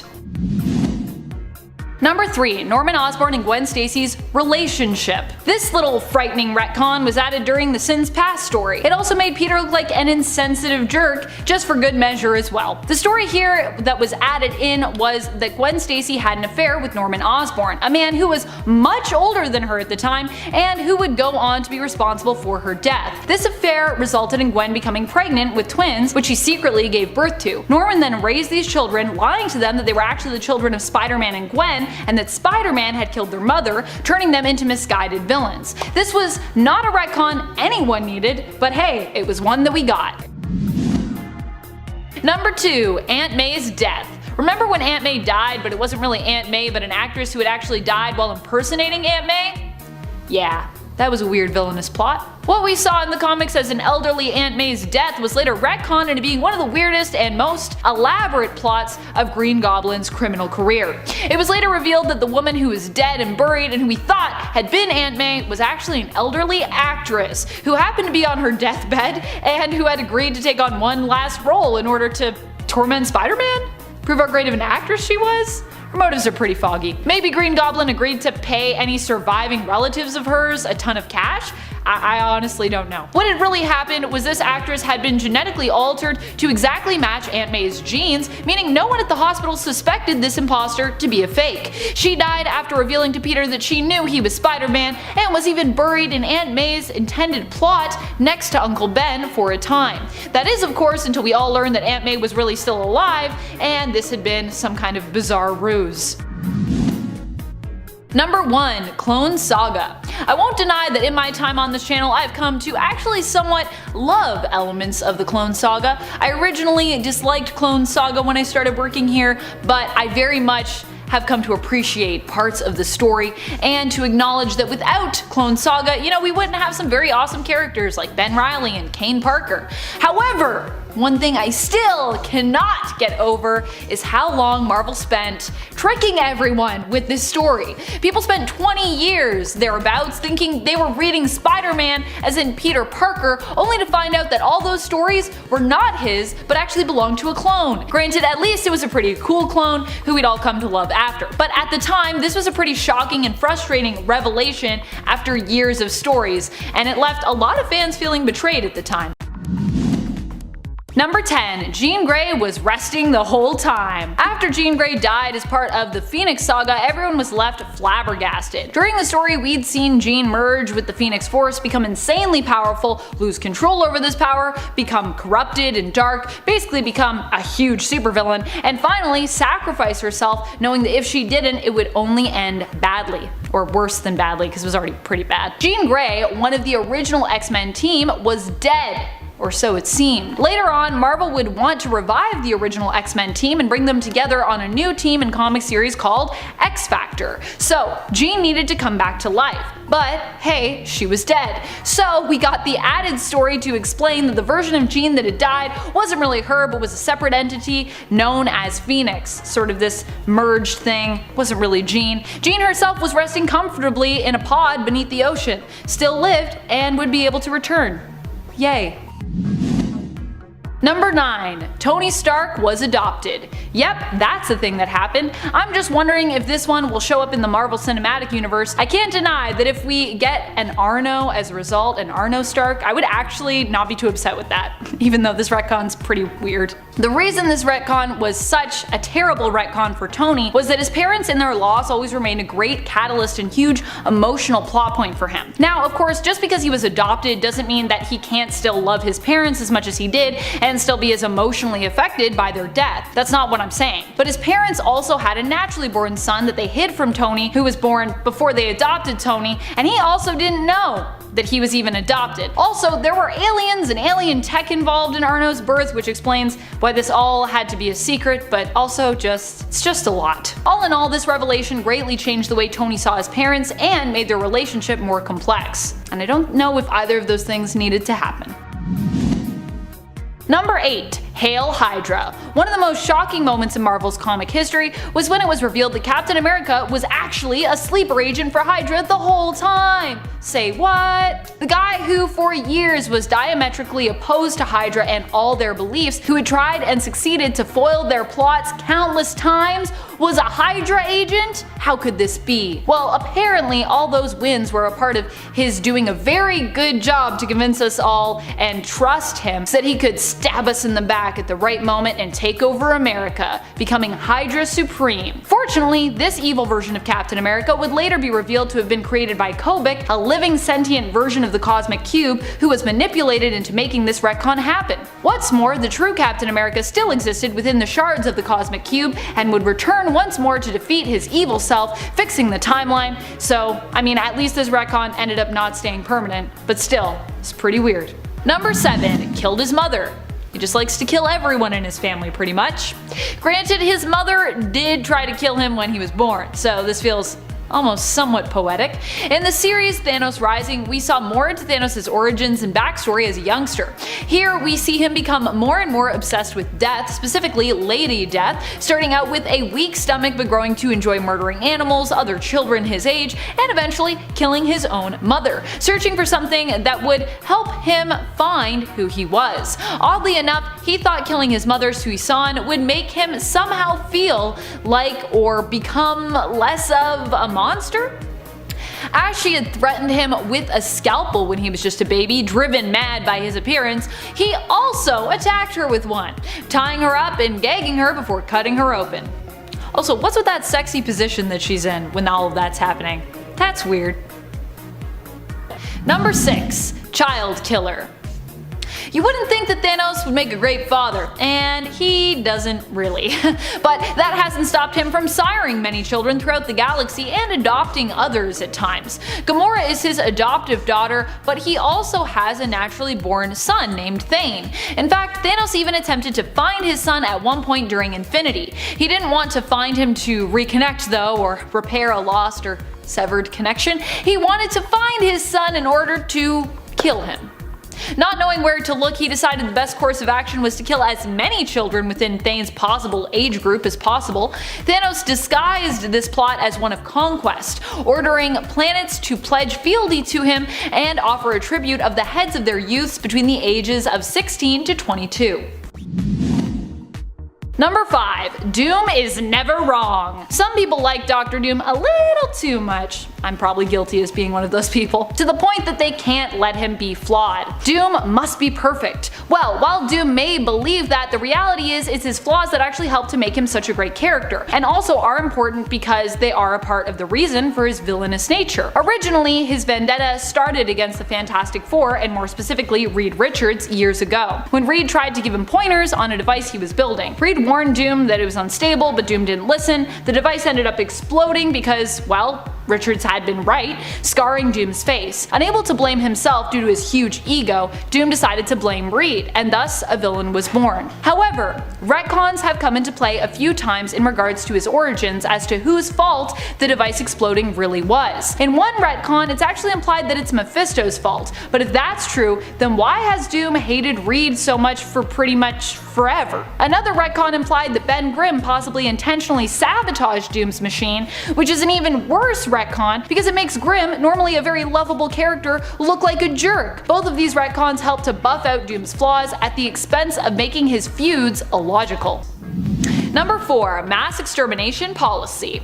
We all know Thanos as someone who is heartless, ruthless, and who kills to get closer to his one true love, Lady Death. And yet there is another reason he sometimes is known as a mass exterminator when it comes to various species and alien worlds. In the 2019 Thanos series, we see him going up against one of his greatest foes, Magus, and we see how he attempts to prevent Magus from expanding his universal Church of Truth, a much more evil religion than it sounds, let me tell you, by killing everyone, in order to prevent Magus from ever being able to convert them. You can't convert people if they're dead. Well, really joining Magus's church also is not an ideal scenario anyways. Killing them to prevent this is intense and cruel. In truth, Thanos has always enjoyed killing, so to him it's likely like hitting 3 birds with 1 stone. He not only gets to rob Magus of converts, but also gets to revel in death, and also gets closer to Lady Death through killing. Yay! Number 3. Kang. Sometimes we talk about retcons that are ridiculous because they hurt the overall story. Other times there are retcons that feel like they don't really need to happen, and then there are those that just cause more confusion than really necessary. That's sort of the case with Kang. Kang the Conqueror was a villain who was first introduced in Avengers issue 8 in 1964. He is known for being a time-traveling villain who enjoys sitting and floating around while menacing other people.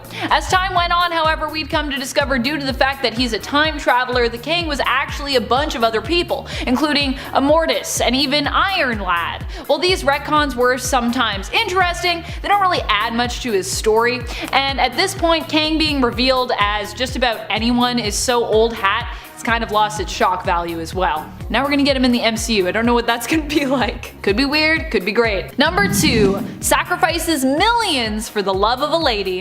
In the comics, Thanos merely wielded the Infinity Gauntlet and snapped those out of existence to simply get closer to Lady Death, who he was wooing. That's right, in the comics the snap was simply an attempt to impress his eternal crush. Killing billions just for a chance at love with someone? A chance? That's pretty terrible if you ask me.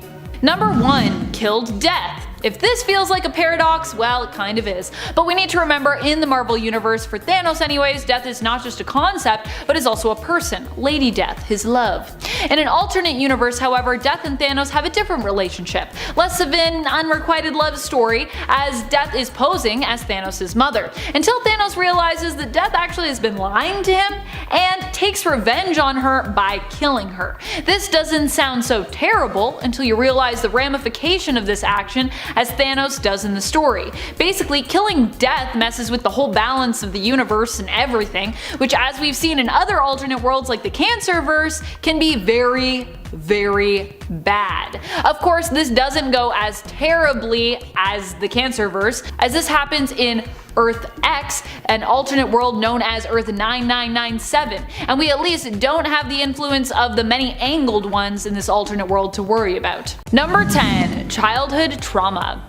You might think Peter has some pretty intense childhood trauma himself, and he does, but he's not alone here. MJ also had a rough childhood. She grew up in a home where her family was constantly forced to move because her dad, a professor, always felt the need to take on new jobs and move to new schools. Maybe because he had an anger problem, or as MJ speculated, because he was looking for some kind of satisfaction that he never really could find. This made it hard for MJ to make new friends, but she forced herself to be even more outgoing and charismatic, entertaining her classmates and making everyone fall in love with her. That classic MJ charm. However, what her friends didn't know was at home she and her sister Gail and her mom were suffering. Her father mistreated them and even at one point attacked Gail in front of Mary Jane. Eventually, her mother left her father, but I don't think MJ ever really healed from her trauma, instead choosing to use her love of performing as a creative outlet and a means of escape. Number 9. Losing her mom. Not only did Mary Jane have a difficult life growing up, but she also lost her mother at a young age, after her father had disappeared from her life, and right around the time her sister had her husband walk out on her. While she was pregnant with their last child. Oh my goodness. The death of her mom took a toll on MJ and served as a wake-up call. Feeling her mother and her sister had both wasted their lives, giving up on their passions to become mothers, she left her sister, moving in with her Aunt Anna in Brooklyn, and decided to pursue her own dreams of becoming a professional actress. Number 8. Killed by Love! This one only ranks lower because it is technically from an alternate future, but it's still pretty terrible. In Spider-Man Reign, Mary Jane dies young after getting cancer, which despite it also being implied with her mom to run in her family in terms of her medical history, it is in this case caused by her closeness to Peter Parker himself and all his radioactive fluids. In the end, Peter's radioactivity is the one to blame for Mary Jane's death, and she lives on in his memories, haunting him. We also need to acknowledge how unkind, senile old Peter is to ghost memory MJ, because that is also very much a thing in Spider-Man Reign. In typical Peter fashion, he seems to almost take out his own feelings of guilt on her ghost, having more than a few outbursts that are directed at MJ's non-existent self. Number 7. Suffered Peter Parker's hostility. There are multiple times that Mary Jane has suffered being emotionally mistreated by Peter, but this moment in retrospect for me is one of the worst. Just after Gwen died, Peter was caught tearfully mourning her by MJ, who had been waiting in Harry and Pete's apartment. She was in a lot of pain at the time, having just heard of Gwen's death and mourning her basically best friend, Gwen, herself. Peter, however, did not want to hear it and insisted his pain was actually greater than hers, and that she couldn't possibly understand how hurt he was. Wow, what a cruel and immature way to respond. Like, I know Peter was hurting, but ouch! MJ did not deserve this. He also goes on to say, "Don't make me laugh, Mary Jane. You wouldn't be sorry if your own mother died." Whew! This stings quite a bit given what we now know of MJ's past, that Mary Jane's mother did die, and that it was extremely painful for her. Granted, Peter might not have known this yet, in fact I'm pretty sure he didn't in terms of continuity, but still, ouch! I'm sure when he found out about that later, he thought back to those words and was like, oh, I was pretty terrible, that was bad. I hope he apologized to her later. Number 6. Fan hate. The fan hate that we see by some is actually seen as being created somewhat by Marvel's hate for her character, depending on who we talk to. So what's really going on here? Why do people hate MJ? Well, there are Spider-Man fans who blame Mary Jane almost exclusively for Gwen's death. Not like a conspiracy theory like, Mary Jane was secretly the Green Goblin or anything weird like that. It's more just that MJ basically caused Gwen to be killed because writers wanted MJ and Peter to be together, and many fans actually would have rather that he stayed with Gwen, who they think is a more suitable fit. So the way they see it, if MJ wasn't around, Gwen would still be around today. Then there are those who criticize her fancy-free lifestyle and just how she's kinda all about having fun. People didn't think that she was serious enough, though really with the context of her history, it's kinda hard to see how people felt this was a problem. That's kinda just part of Mary Jane's characterization, and it makes sense if you know her history. Then there are those who feel she simply isn't well enough written, that she's basically an underdeveloped character without really much depth. Regardless, there is a lot of hate that gets thrown MJ's way that I think in most cases is very undeserved. Let me know what you folks think of this hate in the comments. Number 5. Had her marriage retconned. While this is pretty bad, her relationship with Peter Parker hasn't been all that great, which is why I'm ranking this one so low. Given all that MJ has gone through during her marriage, it might be better honestly if it never happened. Although I'm sure Mary Jane's love of Peter would prevent her from ever agreeing with me. Because yeah, that love is pretty strong, Tiger. Mary Jane and Peter's marriage was the price that Spider-Man was asked to pay Mephisto in exchange for his help in saving Aunt May's life. Rather than let his elderly Aunt May pass away, Peter agreed. Which is pretty crazy considering, Aunt May's really old, so you could've just maybe let her go, but I guess not. And if you're wondering why he didn't ask other people for help here, who are superheroes, magic users, scientists, and or doctors, there's some people I'm sure that are all of those things, he actually did ask them for help, and apparently no one else could help him. This was a truly terrible comics moment, but it happened and it resulted in Peter's and Mary Jane's lives forever being changed. Number 4. Thought dead, then kidnapped. Mary Jane was on a flight to a shoot when the plane exploded and she was presumed dead. For over a year in comics, MJ was simply a ghost, haunting Peter, who truly believed that she was actually gone. In reality, Mary Jane had been kidnapped by a mutant stalker who was obsessed with her and with becoming Spider-Man himself, known only as Stalker. It was revealed that this villain was a mutant who planned to use their telepathic powers to, in essence, become Peter and take over his life. Mary Jane was kept locked away and kidnapped by this villain for months before Spider-Man finally came to rescue her. In the end, she and Peter got away after she managed to knock out her captor using a chair to basically hit Spidey, which, because Stalker was psychically linked to him, hurt him more than it did Peter, who obviously is much more resilient, I'm sure, than Stalker. The whole thing, I feel like, should have really taken more of a toll on just about everyone involved, but hey, comics, so I feel like we never really talk about it again. Number 3, terrorized by Venom. One of the moments that caused a lot of grief and trauma for MJ took place when she was completely terrified by Venom's appearance and presence. Not only was MJ left almost broken by the experience, almost perpetually and severely afraid of the villain, but this wouldn't be the last that she'd see of Venom either. Venom has not only terrified MJ in the main continuity, but he has also done so in alternate universes too, where he has targeted both her and other members of Peter's and generally also MJ's family together. Due to her intensely negative relationship with the symbiote, fans even were initially triggered at the sight of the black suit when we were given a variant cover featuring MJ bonded with the symbiote in place of Eddie Brock. This was intended to celebrate MJ, but it definitely stirred up some mixed feelings for many of her fans. Although it is a cool variant, it does look cool, I will say. Number 10, One Less Eye. That's right, kicking off the list at number 10, we have a Spider-Man moment that gives me goosebumps every time I see it. We start now with Spider-Man, The Other, Evolve or Die, where we see Spider-Man get his eye ripped out. Yeah, Morlun put Spider-Man through quite the battle, but ultimately it ended with his eye being a midnight snack. Spider-Man even compared being hit by Morlun to being hit by the Incredible Hulk, saying how he's never been hit so hard in his life. He has no idea it's about to get so much worse. And before we continue, if you guys haven't done so already, please make sure to go ahead and give us a like, because it helps us out a bunch here at the studio. It's this one. Thanks a lot. Okay, now back to Peter Parker's awful life. Number 9, Man-Spider. We've all wished at some point or another that we could have Spider-Man's powers. I mean, the wall crawling alone I would take. So useful. But what if you got more than you bargained for power-wise? Well, in Spider-Man Disassembled, we see this in a pretty gross way. Peter starts to become an actual spider, starting with growing an extra set of peepers. Yeah, so that's disgusting. But wait, there's more. He ends up becoming an actual spider. Yeah, so after being injected with this goop from the Spider Queen, not only does he grow some extra eyes, but he also gives birth to another Peter Parker. Yeah, you heard me correctly. So out comes Peter, and he's the same Peter Parker as before, but a little stronger, with maybe a hint of PTSD sprinkled in there. But that's not particularly new to Peter. Bonus points to Peter also for attending a wedding with the 2 extra eyes and not being noticed.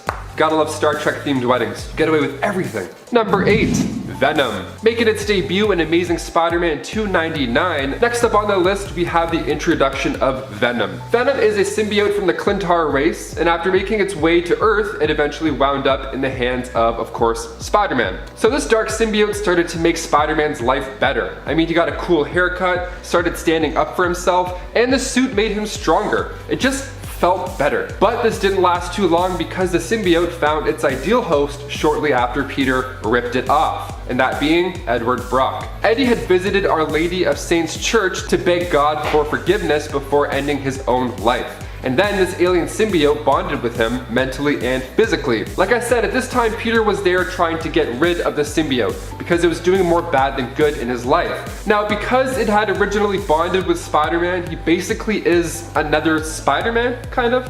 He gets the same powers Spidey used and also some of the same memories. It's actually why Eddie Brock knows Peter Parker is Spider-Man. Fun little fact. This ended up creating one of Spider-Man's best villains, and we get to see Tom Hardy reprise the role of Venom in the not so near future. Number 7, Tony Stark's death. With rumors swirling around about the next Spider-Man movie being one within the multiverse, it's only fair to go back and look at some of the sad themes of Spider-Man Far From Home, with of course being the death of Tony Stark. So right off the bat, we see Peter struggling with the weight of the world, having everybody look at him as the new leading Avenger. With most of our other Avengers off-world, Spider-Man facing Mysterio couldn't have been more grueling. This poor kid even gets slammed by a train at one point. It's easy to say this is a time where Peter could for sure go without.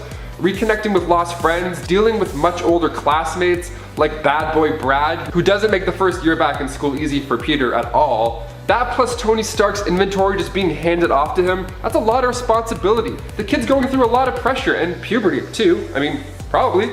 What a combo. And number 6, the affair. Gwen and Norman's affair, to be specific. This is an absolute nightmare of an issue, so of course we're throwing it in here. We go now to Since Past, which was this 5-part story that revealed that Gwen Stacy had actually had an affair with Norman Osborn.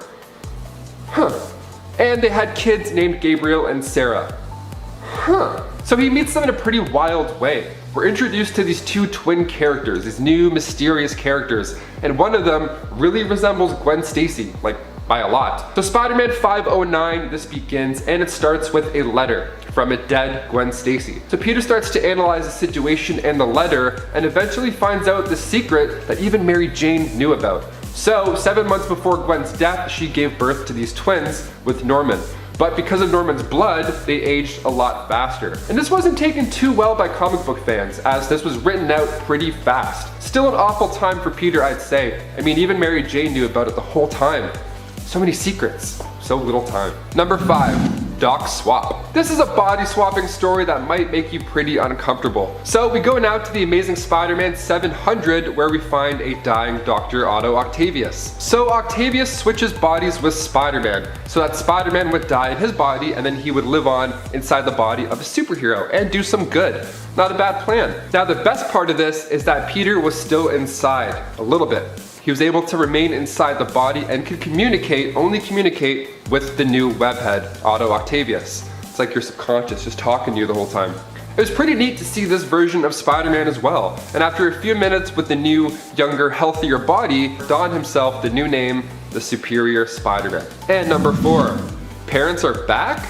Yeah, this one's pretty neat. So right off the cover of this, we see the text, "The most cataclysmic events of Spider-Man's life begins in this issue." And that's probably enough to pull you into the issue. I mean, come on. So we find out that Peter's parents have returned from the dead. So in the Amazing Spider-Man issue 365, we meet them again. Peter comes home and Aunt May's like, hey, I'm here with our new guests. And Peter's like, oh, new guests, those are always fun. Are those my parents? Yes, Peter's parents had returned from the dead. Well, rather they had never died to begin with. Let me explain.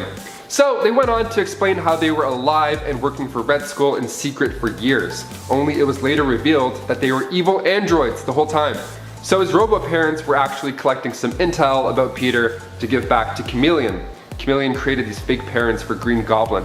So many lies. Just a web of lies. Spider-Man web of lies. Now we got it. Number 10, A Date with the Devil. In New Mutants Volume 3, Issue 30, we find Mephisto taking a pretty strange deal. I mean, compared to his normal read the fine print soul collecting type of deal, that is. This time around, a team of X-Men accidentally enter the home of Mephisto, the underworld, literally hell. So he offered to let them go about their super business and leave hell on one condition. That condition being that he gets a date night with Amara Aquila. So the team encourages her to say no, but she seals the deal. Mephisto says, hey, I'll call you, and then whoosh, they're all gone. Just like that, the team is free. So the team rescued Blink, and then Amara prepared for her date. Issue 37, titled A Date with the Devil, we see Magma double checking that she looks good for her date night coming up. Making sure the curls look good, eyeliner's great, we're looking good, let's do it. And just like prom night, her man arrives at the door with flowers. What a gentleman. So they dine, of course, in the third circle of hell, overlooking a lake of lava with volcanoes going off. It's quite the spectacle. I mean, Niagara Falls, hell, you know, both are pretty romantic. And of course, they had an amazing pit band to set the mood. She returns back to normal life and admits that she had a pretty decent time once he stopped trying so hard. See, usually when a friend goes on a date, you know, it's exciting to see how it went. Now, imagine if your roommate went on a date with the devil. Oh my God. The amount of tea I would make them spill, we'd never sleep. We'd talk all night. I'd also be worried sick. I'd be like, hey, how was your night? He was the devil, so are you good? Is your soul good? Awesome. As far as force deals go, this one wasn't too bad. But there's plenty more on this list. And before we get to number 9, guys, if you could go ahead and give this video a thumbs up, because it really helps out our studio quite a bit. Thank you so much for watching. Now back to this crazy list. Number 9, closing time. If you've worked at a bar, you know it's the worst when people stay right until the very end, right until closing time. Or even worse, they'll show up minutes before you're about to get out of there. Like 3 minutes before last call, someone will walk in, grab a drink, and then they'll just chill and unwind the entire night, which is fine, but sometimes you're like, hey man, I've been here for 10 hours, I gotta go home. Now imagine if one of those late night visits was from Mephisto. See, in Journey into Mystery issue 627, we see another hobby of the devil's besides taking souls that bartenders will tell stories of. What he would do is show up every night to a random bar or pub, and then he tells a story. He vents, he lets things off his chest. And if you listen and survive, he'll give you a really nice tip. And I'm talking like a really, really nice tip. You don't have to work anymore at a bar after that point. But if you slip up, things can go pretty south pretty fast. Now this amuses Mephisto. He enjoys playing along and chatting it up with the poor soul who offered to pick up that shift that night. I wonder if I'm gonna see him one night, hopefully. Fingers crossed. Actually, no, let's not see him. Let's not do that. Number 8, the loop of life. Everybody has that one memory they wish they could just delete from their brain. Like maybe you were late for work and then you spilled your coffee all over your lovely flannel shirt.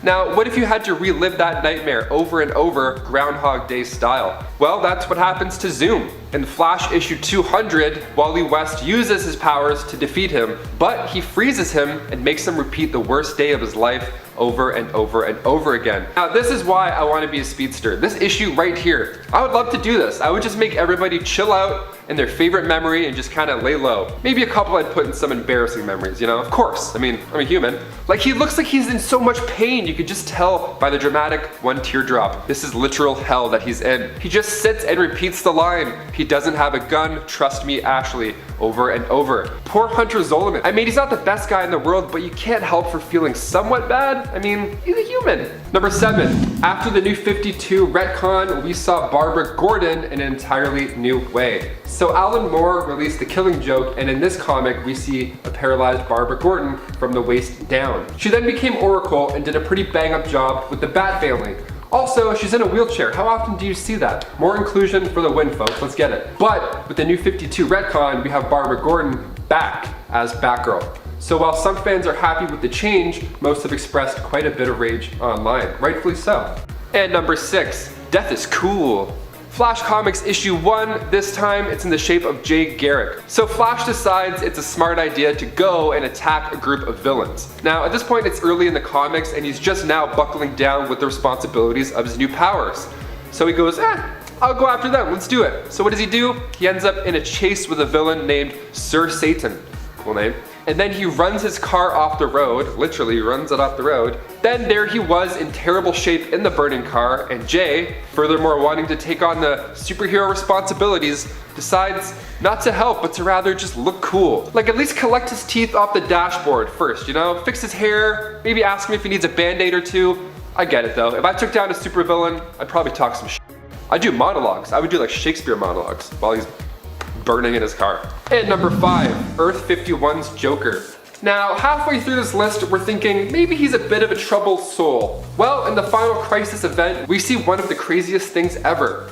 On Earth 51, that is. Jason Todd was sent to find Ray Palmer across the multiverse, and during his travels, he met the Batman from that Earth 51, who at this point was a bit different than our classic Caped Crusader. See, Earth 51's Batman was this badass murderer after Jason Todd's death. So after he was given a fancy new red suit, that Batman was murdered by the Joker and other multiverse characters. So our Jason Todd decided to kill Joker by using a rock to his head.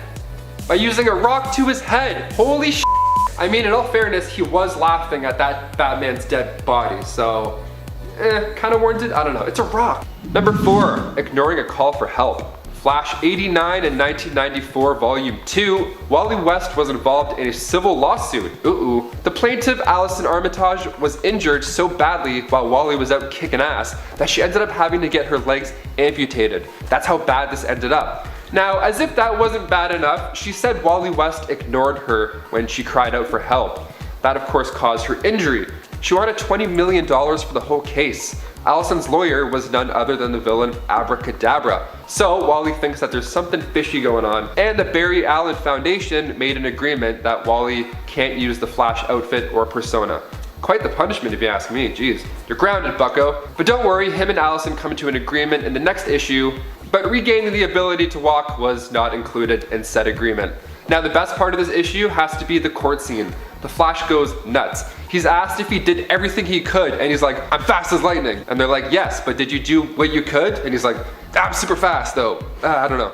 Number 3, Dead or Alive. Superboy issue 158 came out in 1949, so it was a little while back now. And the cover of the issue is enough to pull any reader in. It shows Superboy in space looking down at a capsule with his parents in it. And the words, they're alive, my real mother and father. And behold, a couple of sleeping beauties. Jor-El and Lara were drifting in space for 15 years. The radio transmission comes in, calling Kal-El, and then he's like, yo, that's my name, let's do it, let's go. And it's a nice moment or two. Superboy reflects on recognizing his parents' voices, even though he was just a wee baby when he last saw them. So how sweet. But in the New 52 Rebirth storylines, apparently Jor-El survived the Krypton explosion, thanks to Dr. Manhattan, and he then became Mr. Oz, who was like a villain. This New 52 retcon makes absolute no sense. We saw Krypton's death, and we also saw his parents dying in it with our eyes. And number 2, Identity Not So Secret. If you stuck around until the very end of Spider-Man Far From Home, you were treated to a pretty sweet teaser. So of course we see J.K. Simmons reprise his role of J. Jonah Jameson in what starts out as a pretty comical scene. Now of course we're happy to see him back in this Spider-Man universe, but he comes bearing bad news. He ends up showing leaked footage from the final battle with Mysterio, and in the footage we see him shout out Spider-Man by his secret identity, Peter Parker, and a nice little photo to go along with it too. Now this isn't the first time this has happened. Back in the comics before the Civil War storyline, Peter takes a page out of Tony's book and reveals his secret identity to the world. And after that, things go south quite fast, including a hired gun setting his aim on Aunt May. And finally, number 1, you guessed it, Uncle Ben's death. Of course we have to include this in the list and save it for last. We had to sit through this in theaters like numerous times. And that's for good reason. One of the biggest moments of Peter Parker's life was when his Uncle Ben died. Now, after letting a thug out of his sights, that thug ended up being the one to take his uncle's life. So not only did Peter, of course, feel saddened by this very close loss, especially not having parents to begin with, but he was responsible for letting this guy get away. He honestly let it happen, and then in Amazing Fantasy issue 15, we see it all unfold. So after a police officer asks Spider-Man why he let the crook get in an elevator and make a break for it, Spider-Man responds with, sorry pal, that's your job. I'm through being pushed around by anyone. From now on, I just look out for number 1, and that means me. And cut to, bam. Number 4, Cynthia Von Doom. The mother of Victor Von Doom. She was known, of course, to dabble in the dark arts. She often communicated with demons and used spells. She was born in Latveria into a Romani clan, and her people were constantly facing persecution at the hands of the Baron and his men. So she turned to Mephisto to make a deal, promising her soul in exchange to punish them. So he gave her powers to take care of them, but the only thing was, that same power would also take care of the children that were there as well. So he gave her the power, but just not the control. So she couldn't live with herself after what she had done to the children, so she made her husband promise that her son would never follow her footsteps. And then after that, her soul moved to her forever home, which was hell. Number 3, using James Mandarin. Doctor Strange Volume 2, Issue 15, titled Where There's Smoke. We see Mephisto use James Mandarin as a pawn against Doctor Strange.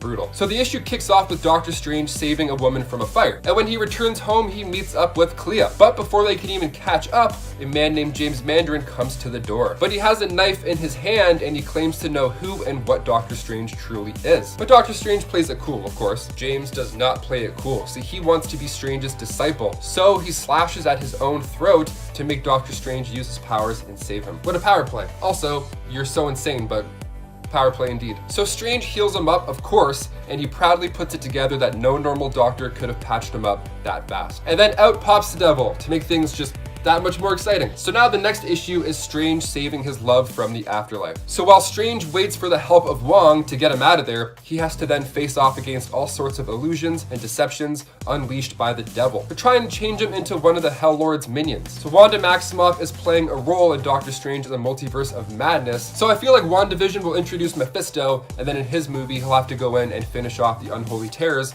with Wanda's help. Number 2, Fragments of Greater Darkness. So Avengers West Coast Volume 2, Issue 52, we find out the truth behind Scarlet Witch's children, Billy and Tommy. Again, this is another WandaVision theory that I think is happening. Listen up, here we go. So like I said earlier, these 5 pieces of Pandemonium's soul were actually Mephisto's. So Mephisto tricked Pandemonium and then gathered beings possessing the appropriate fragments. 2 of those 5 fragments just happened to be children of Scarlet Witch and Vision. So when Pandemonium arrived, he took the kids, which in turn gave Mephisto full strength, and then this of course left Scarlet Witch having a breakdown. Again, it's been hinted at that Agnes in WandaVision is actually Agatha Harkness, which would make sense. She's a witch, and then in episode 6, we saw everybody in their comic accurate look, and she was of course rocking the witch outfit. Coincidence? I think not. And finally, number 1, One More Day. We finish off with this 4-parter, the One More Day Spider-Man storyline. It began in 2007 in Amazing Spider-Man issue 544, and instead of Pete dealing with the usual thugs or some enhanced science villain with a tail, we see Spider-Man make a deal with the devil. So after Spider-Man revealed his identity in the Civil War storyline, people of course were after him now. So when a bullet strikes Aunt May instead of Peter, he of course feels like he's the one to blame. Absolutely, you took your mask off, that's what happens. Even the opening of the story, it shows Aunt May in a hospital bed with Peter at her side, talking about how she was perfectly fine just a mere days ago. It's very sad. And Mephisto has entered the chat once again. He offers Peter a deal while Aunt May is dying. So basically what happens is that the world will forget about Peter's identity and Aunt May will live. But the whole Mephisto magic is that MJ and Peter never got married. That's just gonna go away. So it's a lose-lose, and you're just trying to be a superhero. So they hug one final time, and MJ explains that their love was always meant to be, and that whatever Mephisto does is unstoppable. And then poof, the deal is sealed. The next day, Peter wakes up, all is fine and normal in his casual life. All that backstory was just wiped out in the turn of a page. Thanks to Mephisto, because your deals are just great.